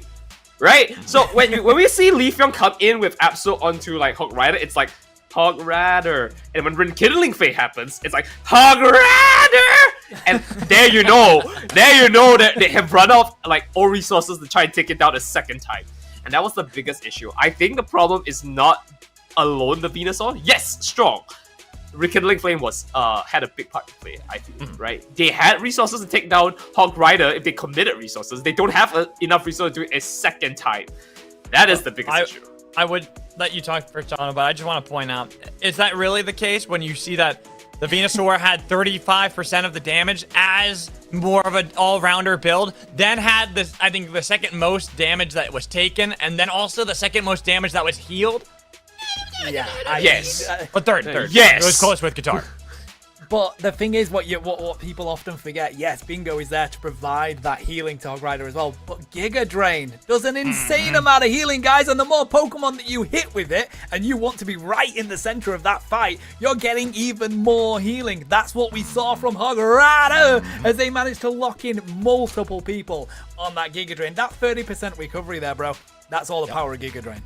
Also, it was most damage taken, by the way, by Hog Rider. Okay. Most damage dealt, most damage taken, and third most damage recovered, barely behind that of Ho-Oh. That is insane. Okay, send it home, guys. Send it home, but you guys get to say Hog Rider really cool in cool fight and cool moments, alright? Yeah, okay, sure, Hog Rider's cool, right? But again, at the end of the day, we are seeing quite a big problem, and that is not damage output, but resource management more so. Again, levels were flowing in, but we saw there's a good chunk of time where the two speedsters were kind of sitting in lane, not taking like EXP, while this Ivysaur slowly farmed up. Right? This kind of dictated the Regidrago fight. This dictated the Regieleki, the first Regieleki at the top. And you can see how it really snowballs. And I mean, we saw a Regirock of all things, right? Did Venusaur need extra defenses? No, but sure. I mean, like, give it to the Raid Boss, you know? Yeah, the thing is, I feel like you have a perfect point there, buddy. You either take the approach of you need to dominate the early game, which is what the approach the Victory Road tried to take there with those two speedsters, but you've got to dominate it enough for you to have a consistent lead coming into that late game, because you know that is exactly where the Ultimate are going to come into their game. And they didn't do that. They didn't do that enough. The other approach is to try and put the pressure onto Nacho as they're on that Venusaur and try and make sure that they don't hit those higher levels in the mid game. We had a level 12 Venusaur coming into like the 5-minute mark. You know you've lost that game at that stage unless you manage to get a crazy fight at Groudon. Yeah, and at that point, they were too far behind. It was just like, you already had, I think the Venusaur, at the fight for Groudon was 14. So it's like you're looking at that when your highest was 12. From there, it pretty much was over. Right. I mean, it's one of two things coming into this, which I feel that, you know, Victory Road had, which was number one, they had the right comp, didn't know what to do, right? or They had the right comp, but did not know what to prioritize. Which, I mean, both situations are bad, one worse than the other, because it's a knowledge check. But again, it comes down to the fact that when it comes to Ultimate, they have so much, micro and macro in terms of their ability as players. And I really cannot understate that they were scaling so well all the way to the end, right? Speedsters are known to level up fast. That is their core mechanic. That is the very thing they do. They dish damage, they are squishy. I didn't see a lot of damage. I didn't see it. In fact, there should be a point in time where you were dominating Ivysaur, where one Pokemon was enough to get the KOs, but it just went so out, like snowballed so hard, where you needed 2 speedsters all of a sudden. And I think that is where we have to take a look in that. And Victory Road, solid game plan. Execution, shaky, They're confused, but they got a spirit. I think the fact is, unless you ban or take Venusaur, you don't have the right comp, bro. It's as simple as that. But I will leave Thanos is everybody speaking facts. with that as we head off to a break and get ready for our final set of the day, I believe, chat. So we will be back very shortly. Grab yourself a drink, grab yourself a snack. We'll be back very soon.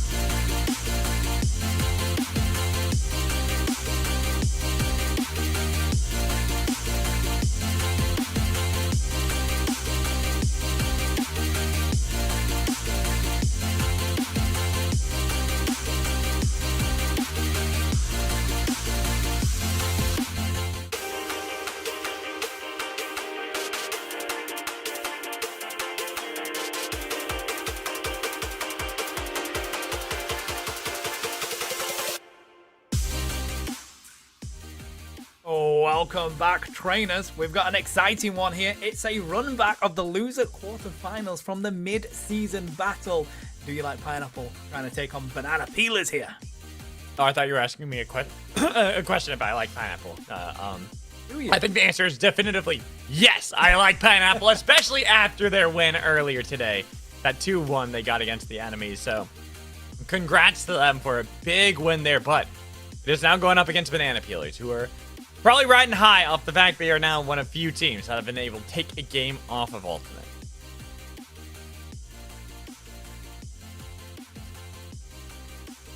I think I lost you, bro. I think I lost.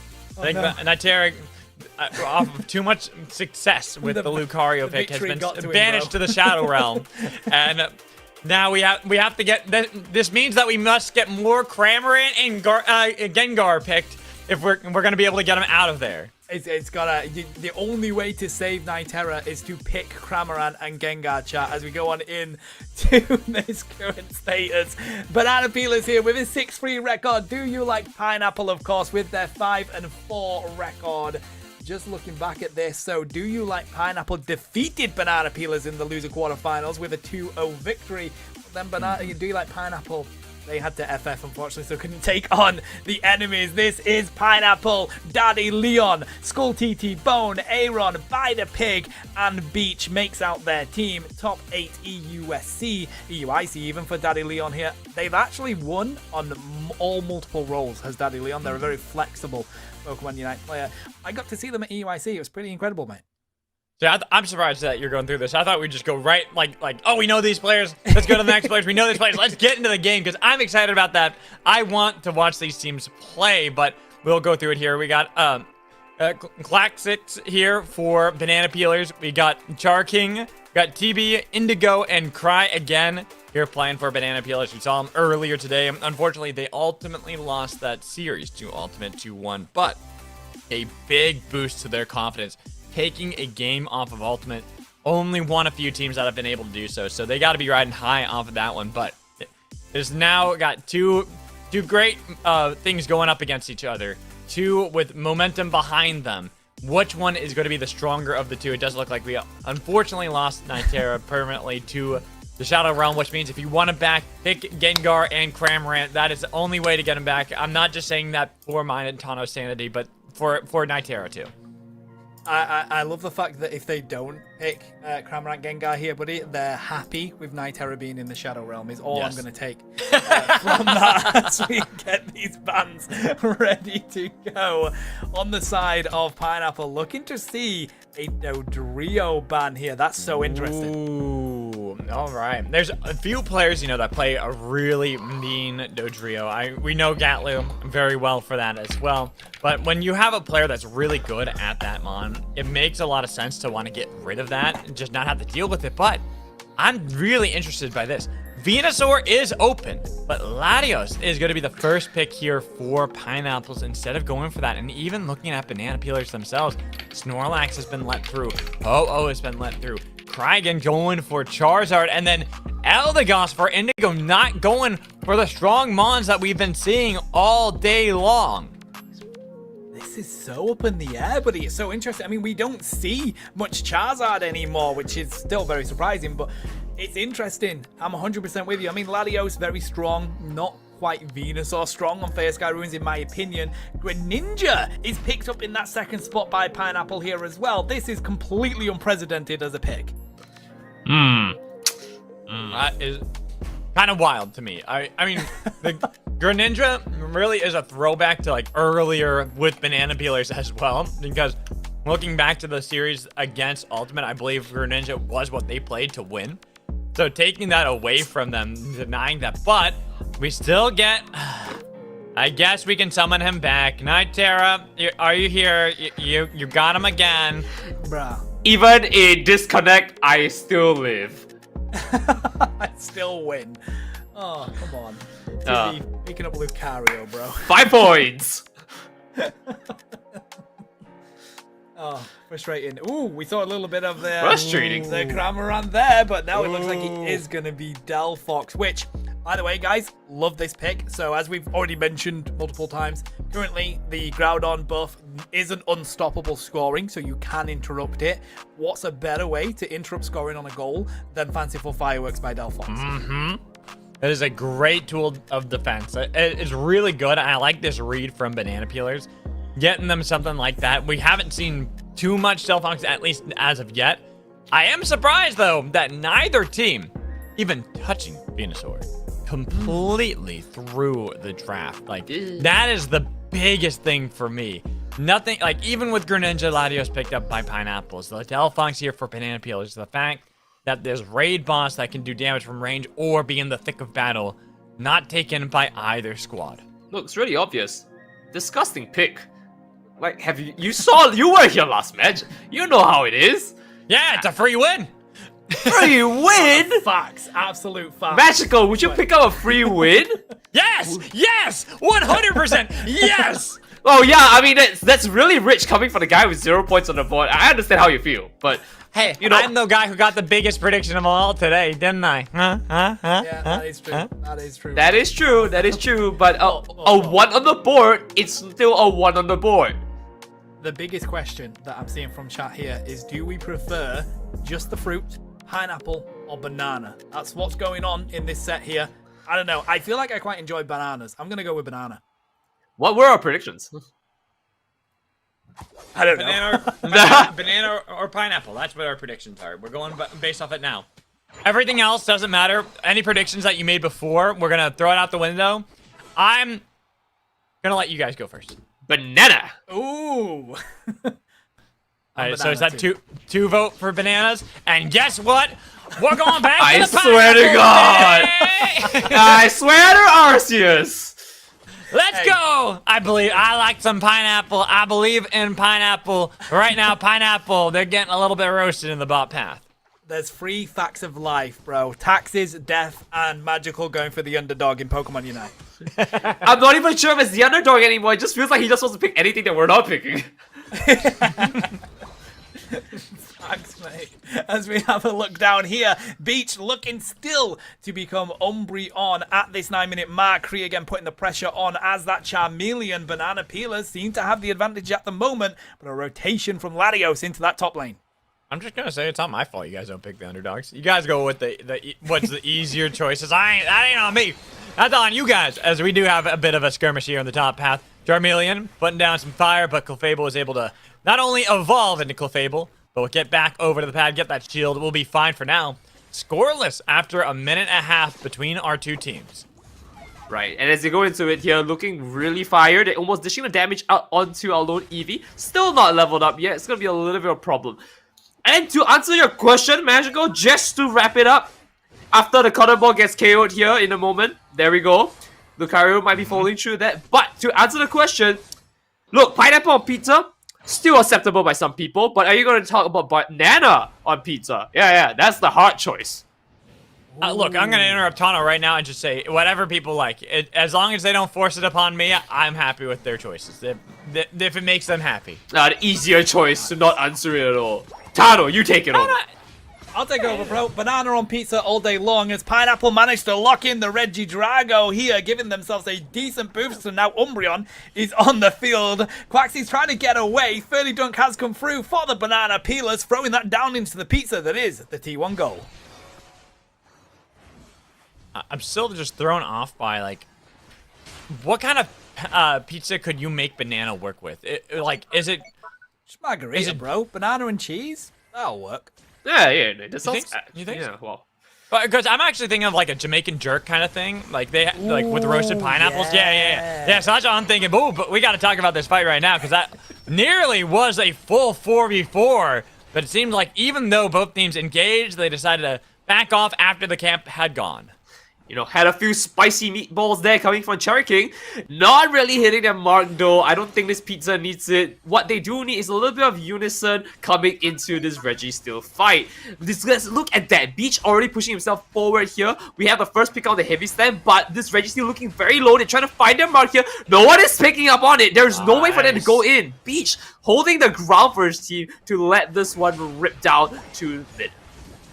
Massive buff they're going to get from that as they look to approach this here. But again, if they continue to leave Skull TT Bone without contesting that fight, they're going to get mega stacks and be huge in that late game as they dash away here. They don't pick up a single KO on the side of Banana Peelers. They're looking to see if they can dive in with Tibby. But guess who is there to stop them? Daddy Leon with the sword. Doggo. They have got a good catch there though, and they managed to take down that Jet 2 Holiday as they go on in with a seismic slap from the Charizard, trying to rain down this damage and put the pressure on the goal. Aura Cannon comes blasting on out as we do see Sovereign Sword go through as well. Zacian puts the pressure on. Cherry King so weak on that pad, trying to see if they can find the KO here, but Umbreon has blocked all that damage coming their way. Metal Claw comes through, and it is Sword Doggo that comes out on top with a 2 KO streak.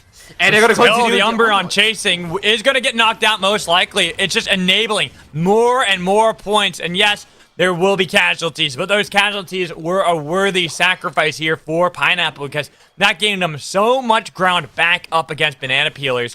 And now look at how the levels are. Nearly even. The only big difference is going to be the Greninja versus Charizard. Those are the ones I'm looking at right now because if you can get this Greninja on the same level as Charizard, we can see those shurikens really start to hurt from distance. And there it is, hitting the double digits, hitting 11 for Zacian as well. Addict Reggie is now kind of online here, waiting for opportunity to come in. We do not see any position coming in from Pineapples here, who's just kind of sitting down back, waiting for the whole team to gather first. On the other side, though, we are going to wait for a first pickup onto the side of our Spicy Meatball King, Cherry King, to see if we can start any fights here. But Regieleki looking a little bit closer to it. Nice pickup onto the Umbreon here. There's your Jet 2 Holiday Tano, going for the damage. Fanciful Fireworks coming in here, as they do knock off Umbreon here. Falling there, Charizard knocked down to the ground. This Ninja's not letting it down. On the pad here, they are trying to dish the damage. Metal Claw into it. The Heavy Slam does not connect to Zacian as he picks up for one. Beaver Slash comes in here.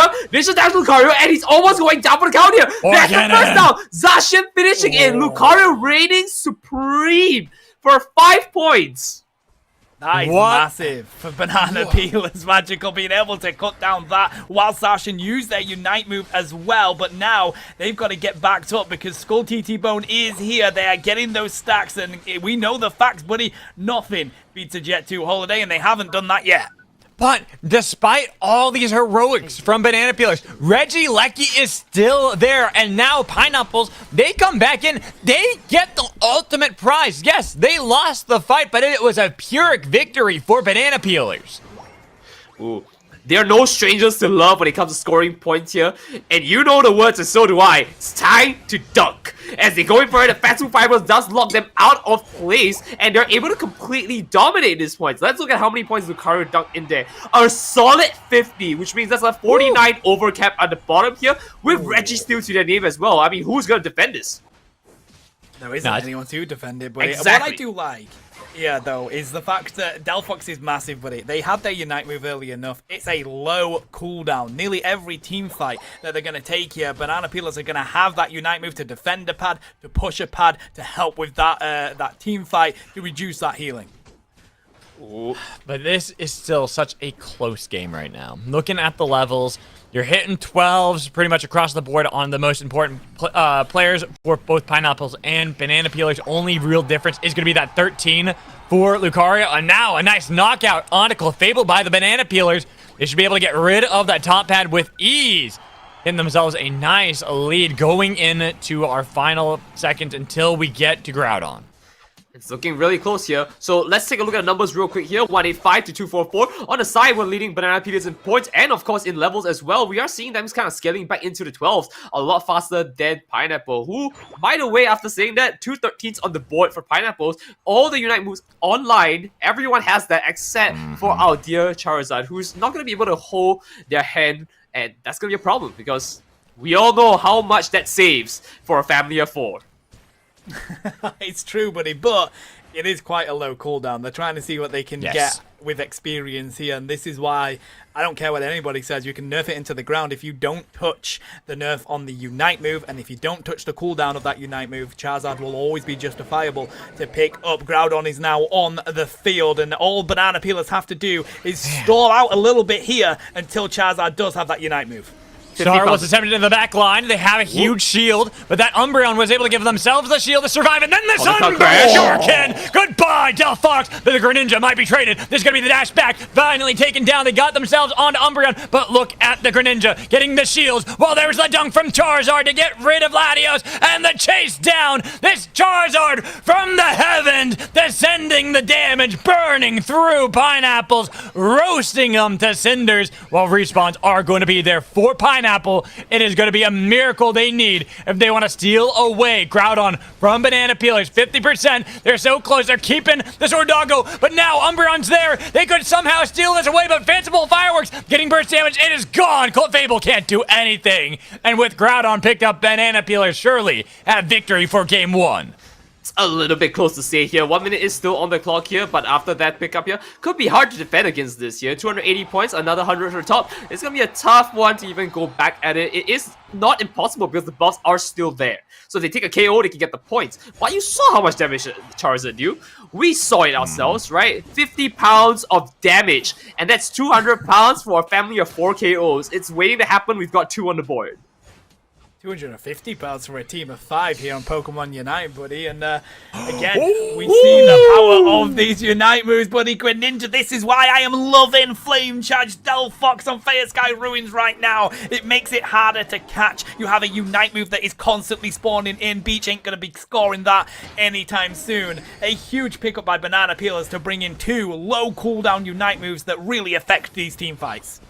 And with that, that is going to be the game for Banana Peelers. Game 1 will be theirs, but for both of these teams, they have been in this exact position before. Banana Peelers, they took game 1 against Ultimate, but then they fell short in games 2 and 3. Pineapple, they lost game 1 to the enemies, yet bounced back in games 2 and 3. Could we have some deja vu going into this one? It's going to be tough with Banana Peelers looking pretty clean through a lot of this game. Definitely agree with you there. Once again, MVP going to Lucario, but I have to agree that across the board, Beach played his heart out, right? I think Beach was able to hold his ground for a lot of the fights here and lock them away. But as a team, not really sure what the angle was for him. So it's going to be a little bit tough. Beach needs to find opportunities to kind of block the entire team off. But you're against Snorlax, and that's going to be a tough call, especially when Timmy can run in. You have Fanciful Firefox or Delphox here who can just lock them in place. They do it so much better. And I think this is where we have to say it. It's time to ban Snorlax, right? We want to make sure that there's a way to enter. Yeah, you're always going to be justified with banning a Pokemon like Snorlax. Like, it's just massive. Block is absolutely huge. Heavy Slam is really good. Even Yawn does a considerable amount. But, I mean, already an improvement from Banana Peelers. Do you like Pineapple? They defeated Banana Peelers 2-0 in the loser quarterfinals of the mid-seasons, bro. So already, not only have Banana Peelers took a game from Ultimate, but they've improved on their previous record versus Do You Like Pineapple. I love how as you're saying that Magical is just going in and he's like, I'm changing games. I'm going to go TCG, right, real quick. Hey, you guys keep talking. I got something to play. He's looking for something, bro. He's looking for something. Oh, this means that we need to jump the camps later on. But bands coming in here. Hoopa, strong pick. Suicune, mainstay. Leafeon is the interesting one. And on the other side, Dodrio and Rapidash are the highlights here. Because why? Someone can't lie to me. It's not going to be me. But as we're going to the pick and bans, I think it's pretty obvious how we're going to turn this one out. Will Venusaur still be snubbed? Yeah, Skull TT Bone's gonna lock in Laddie O. It's Laddie Blue on the field. Venusaur still open as Banana Peelers. They're just gonna look to run it on back here with Kree again picking up Charizard. Just pick it. Just pick it. Pick the Venusaur. There's no reason not to pick it, Aaron. You did so good last time you had it. Yes! No! Yes! Yes! No! Yes! No! Yes! Oh, really? Give it to me! Too? I want to see it. This is such an interesting thing. This is the pump I was talking about. We run Latios. They can fly across the map. They can assist each other. Like, it is insane. This is exactly what I'm looking for. I mean, you say that. I've only seen people use it once since it dropped. Because I think, you know, Laddie Red unfortunately wasn't that great. But even with that passive, it isn't that effective from what I've seen, to be honest, Nicera. It doesn't seem to be as great as you would think it would. When people say to you that's how it works, you're like, oh my god, that's game breaking. But in practice, it doesn't seem that effective. You know what? These players are bad. That's it, right? Oh, now that's something. We got a Lapras Express to deliver into these fights, and then a Garchomp for Banana Peelers on the other side. Okay, this. I'm still not convinced that there's no reason. Like, why are you not picking Venusaur here? You're not gotten me at all off of that train. But at least I'm interested in the Lapras and the Garchomp. Can you feel how convinced he is that he's right? Not at all. I'm with him, bro. I'm not convinced one bit. No, this is a perfect world. We don't see Venusaur magical. You need to stop. There's a reason why magical is in your name. If it's banned, that's one thing. That, like, if it is strong and it is good in the meta, you gotta pick it. There's just you have to. It is. I'm looking for a Pokemon card. That's why. You keep looking for a card. You have I think a minute max as we go into it. Oh no, here. I have a lot of Pokemon cards, so it's not gonna happen anytime soon. Not in a minute, definitely. But as you go around for that though, Tano, I'm gonna be honest with you. My money again is still going to hold on to the banana. Has your vote changed? No, not with the comp that I'm seeing here. Listen, I love Do You Like Pineapple? One of my favorite teams. I think they're a fan favorite for a reason. But with this comp, I'm thinking Banana Peelers are going to take this away. But whilst we have had the debate, right? How good is Pineapple and Banana together? You mentioned it, Magical, with a jerk chicken pizza. I think that's a good call. Actually, genuinely agree. This might be something we have to investigate later. But I ain't changing my vote, Pineapples. I got you all the way to the end. Let's go. Game 2, though. Banana Peelers do have that little bit of a lead. They've got that Game 1 victory. So a lot of pressure is going to be on the Pineapples, but they stepped up before. They're able to win 2 in a row against the enemies after dropping Game 1. But here, Game 2, we see that Glossifleur gets the first knockout on to a legendary dog in the top path, while Clefairy can't really do much to help out. Well, you've heard my manifesto, Tano, so I'm gonna say it again, but I gave banana peelers their 1. I'm changing my vote. Pineapples all the way. They got the Lottie twins. I gotta give them the support. Oh man, they're gonna lose now. Huh? Yeah. Oh, damn. Wow. Wow. Going into it though. 9 minutes on the clock. We are seeing Charmander down at the bottom, and it's probably gonna be like that for a while. But the Lottie twins at the top side here, it's gonna be an overwhelming, crushing defeat at the top. So it's gonna see how this EXP flows. I just don't know if they have enough damage here on the side of Pineapple in the late game against something like Tibby on this Garchomp, but On the double skill? Well, it's all about whether they can get I will the say, stacks. I'm very much with Nightera on that one. Double scaling for Latios. I feel like they will have it, but I'm more curious to see what Skull goes for. Last time went for Dragon Pulse, and I'm not a Dragon Pulse believer. I am on board with the Draco meters. Those things, with late game, you get enough energy, you are annihilating full teams. Right. And just to note, Tano, you can change your mind at any time if you want to come join Pineapple Camp. Because we can do the joke, the Jet 2 holiday. It literally is in the name. 2 jets. Look at the damage they're dishing out here onto the Crustle. At no point, at any point, they can stop this, right? Look at the damage going through. So much damage going through, but no KOs. The Lottie twins going Soch, I open for mouth. Yeah. Oh, they do find Garchomp, but bro, come on. There's a reason it's called Latias, and it isn't working quite in this game at the moment. Will they get the stats? Latias! Yeah, and it is not late game. That damage is minuscule. There's no percentage health missing damage that you're getting off of this anymore. You are way far behind the curve, and when you already have a Charizard that is evolved on the other side, a Gabite to deal with, Mew to deal with, you're looking at these Latios lovers that they are just not going to be able to do much here. Like right there, see how little damage is being done by Latios already. Oh, I've got to be honest with you. It's going to be a rough one after seeing that. I don't know if I can personally recover, but the team's got to find a way to recover, right? They are going to start with the pickup onto Charizard here and the Mew, so that's a good start. They might be able to actually start on the basement Reggie to boot as well. And if this Crustle's going to stay alive for long, right, look at the Latios. He's just going to stack all the way. He has no issues. He's just going to wait.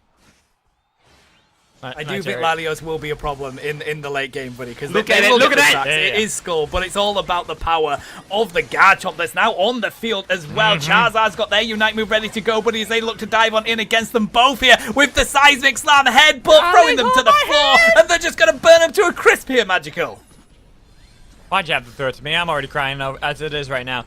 I'm just looking at this one, and there's not much hope for our dear pineapples. Banana peelers have peeled, not bananas, but they peeled a pineapple here because they are destroying them through and through in this early game. It is looking like there's very little that can be done. There was a Garchomp in the base, and now diving back in with the limit outrage. 1v4 be damned, they don't care. Almost was able to find the knockout, but still, it's taken down. But all that attention that had to go down on the Garchomp, guess what? Top path is now gone. As you said that, 3 points remain.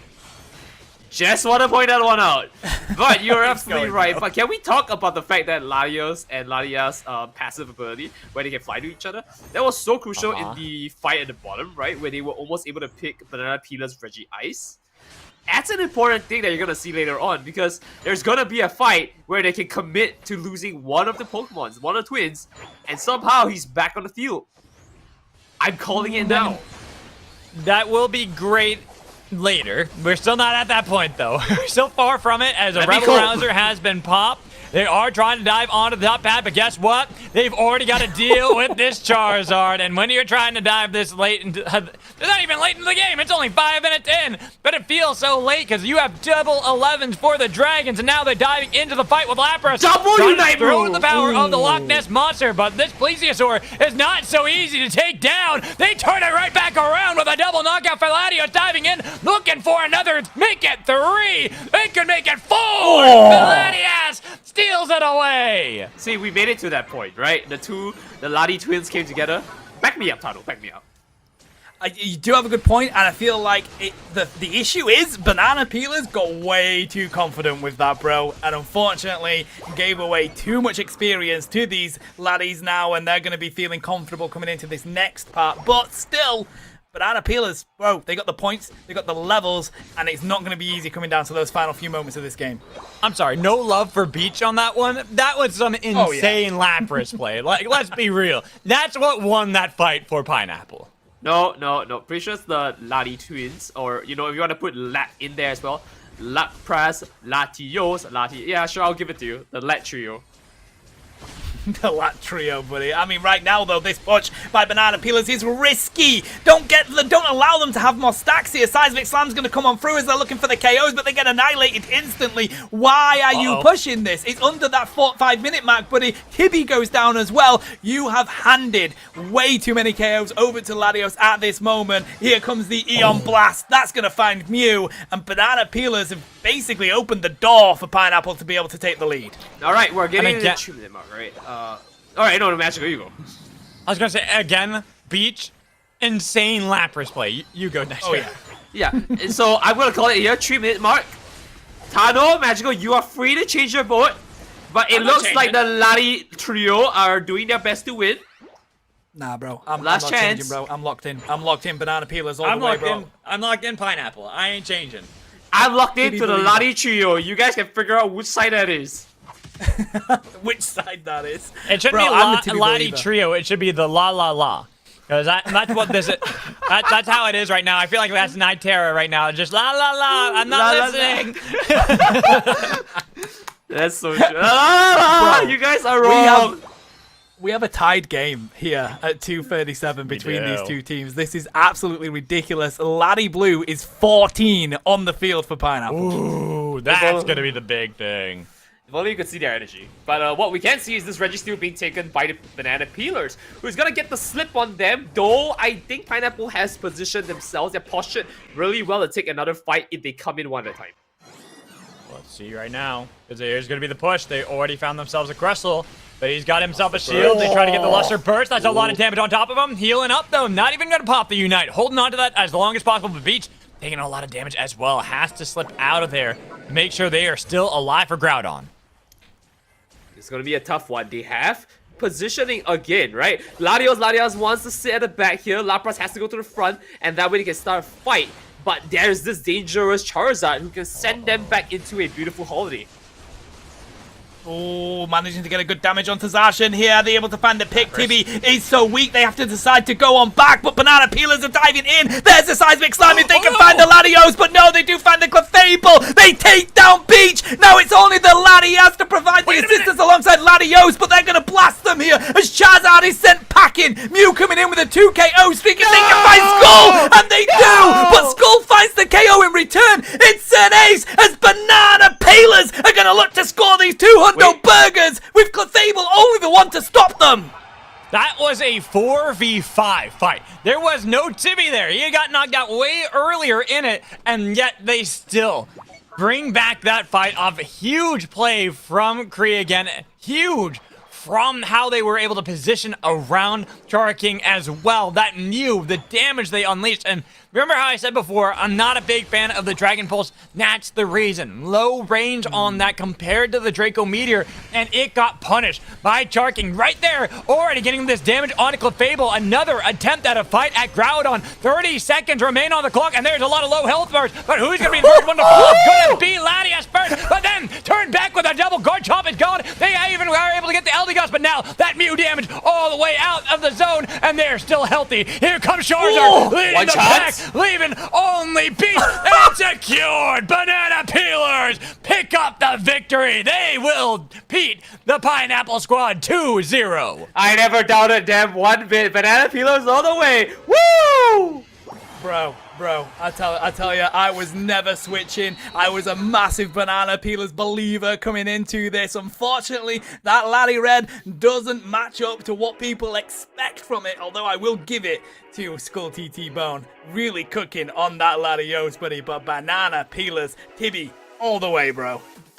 Well done. Well, also, I got to give a lot of credit to King in that last fight. Oh, yeah. Like, the last two fights, honestly, the positioning of that Mew, untouched. Literally was full health the whole time. Just great positioning, utilizing everything in that Mew kit.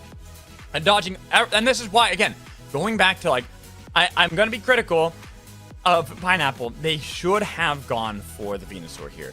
That is something that can get you that easy damage from range onto something like Mew to put pressure on Charking so they aren't able to be as nimble around the fights. They don't feel as confident launching their own solar beams, getting their own electro balls off, because now they are down to half and they have to be cautious on even how they step forward, because Beach constantly was on that back line, but there just wasn't that follow-up damage. Cope. Lari Twins, la was great. La was great. Did you see the stats of Latias there, bro? La. You're right. Latios is really good. I do think that Latios is still something that you can play.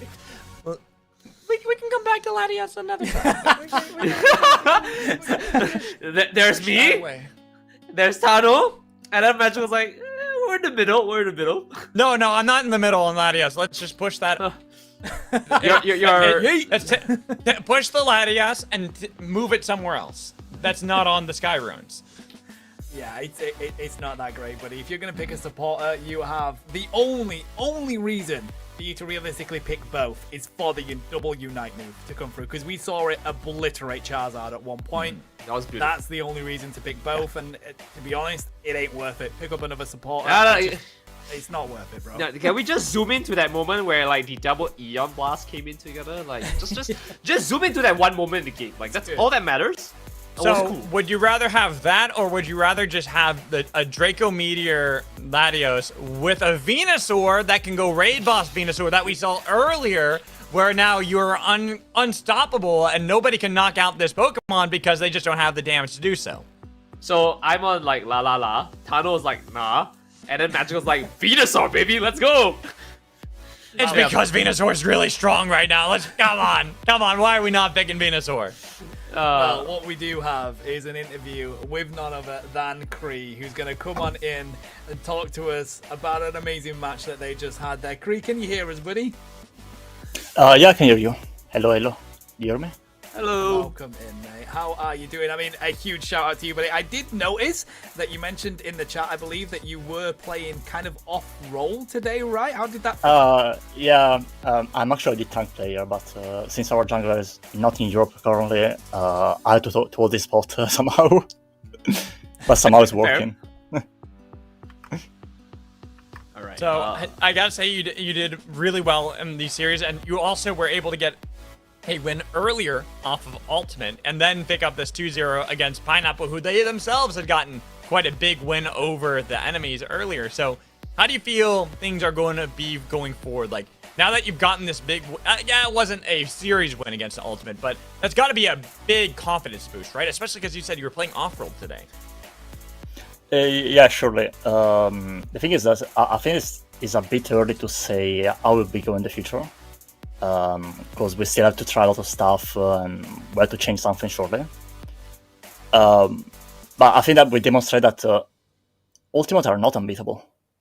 They're strong, but somehow it's still possible to win against them, even though they play better than us in this game. Again. I mean, we're just a you were bunch of Pineapple friends. all the way. Come on. All right. How about you, Tano? What do you got? Well, very impressive. But Kree, again, I want to know your opinion on two things. First, the Latias, bro. We've been talking about it here for a little bit. We feel like it's not that impactful. Give me your opinion. No. Both of you feel it's not impactful. I I'm mean, not in the camp. the thing that Latias and Latias can switch lane wherever they want and whenever they want is something that is broken. It's just that we still didn't explore that yet, I think, in Europe in general.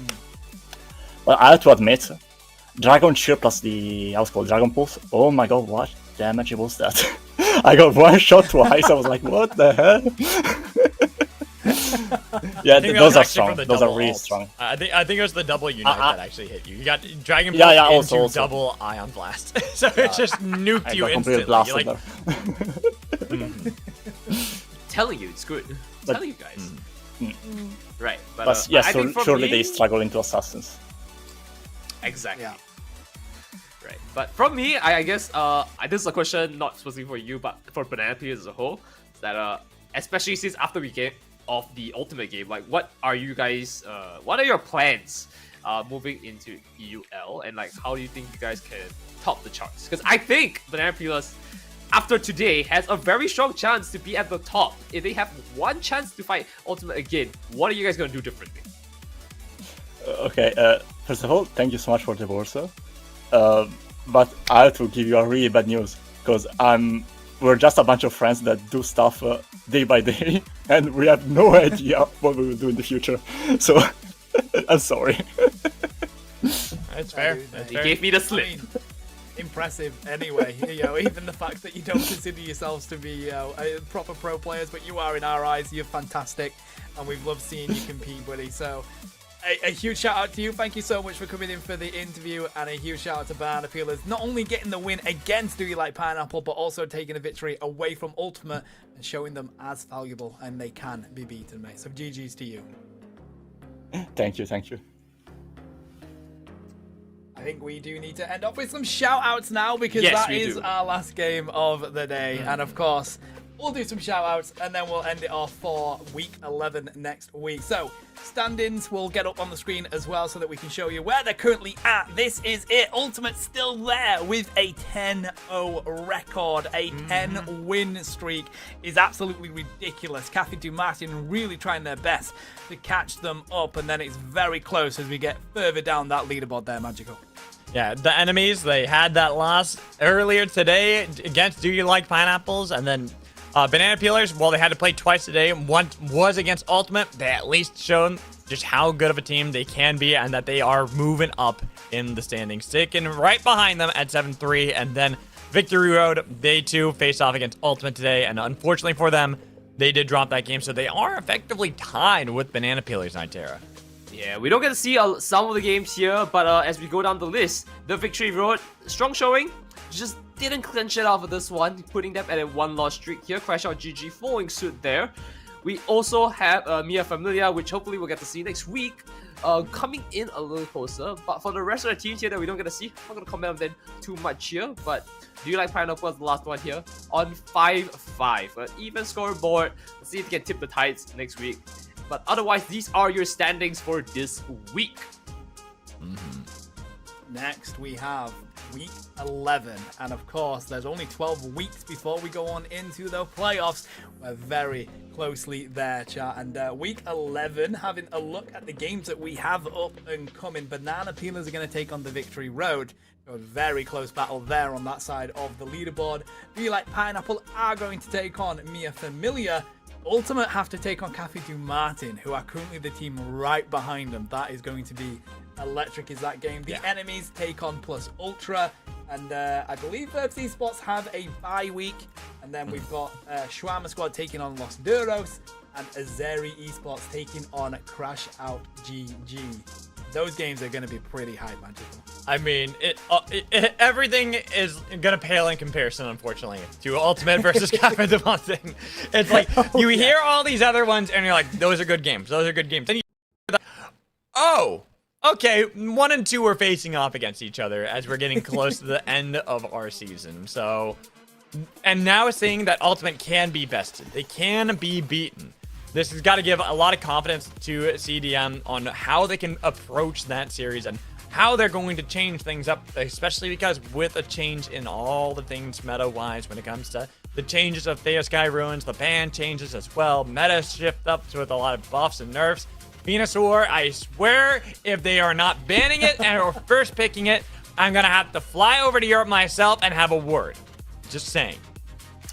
Well, Magical has made his stance on Venusaur, but today we came out with 3 7-1 placements, which means there are technically 3 second place, of which 2 of them fought Ultimate, right? And we've proven that Ultimate is, again, like Kano said, close to be beaten. It's possible. Cafe Du Martin, now holding the second position, is hopefully trying to topple them down here. We will have an interesting match. That is for sure next week. Whether this is going to be the same 3 of us here is another story, but I am guaranteeing you that for week 12, or sorry, week 11, moving to week 12 later on, it's going to be an interesting one. We will potentially see the first upset for Ultimate. and we're going into the finals, right? This is like the second last week. Yeah, Could happen. It could happen. I don't know though. Could it? I mean, Cafe de Martine are a very exciting team, but Ultimate, they're something else, bro. They are something else. But we've got some shout outs to do anyway, because this entire thing would not be possible without some incredible people behind the scenes. A massive shout out to our producer and also observer, by the way, Shivam. Would not be possible without him working behind the scenes and being Unity Clash. And then we've got Pasta and Bina, our other incredible observers. Bina for Worlds, by the way. And these stats, they're incredible. We love seeing the details and the nitty-gritty that is the EUL. Dio Eva is the person that put those together, and they are an incredible person. Huge shout out to them. Magical Night Terror. I can't give a big enough shout out to this TriCast. It's been a lot of fun. It was unexpected, but an absolute blast with you both. I'm just glad I woke up. Hey, I'm glad I am awake. I don't think there's much more else other than obviously I will be live on Wednesdays on my own channel, Spartan_channel on Twitch, to cover the rest of these games, guys. We bring you as much EUL action as we possibly can, and yeah, I believe that's it. Other than to say Final words. Because I'm Gengar. Right, final words from Tano. Let's go, one at a time. Incredible effort from Ultimate, buddy. I think they're still the team to beat, and I don't think a team is going to sneak out a win against them. Right, Magical, your turn. Venusaur. A good final word. I said final word, not phrase. Fair enough. Right, final phrase from me though. We're gonna go into the last 2 weeks of EUL. I think that this is where things are going to ramp up. If things are going to happen, history is going to be made next week with Cafe Tikman. But with other games, looking to clean up the standings. Now that being said, woof woof woof woof. Magical's like, what? You're supposed to quack, Magical. Yeah, Magical quack.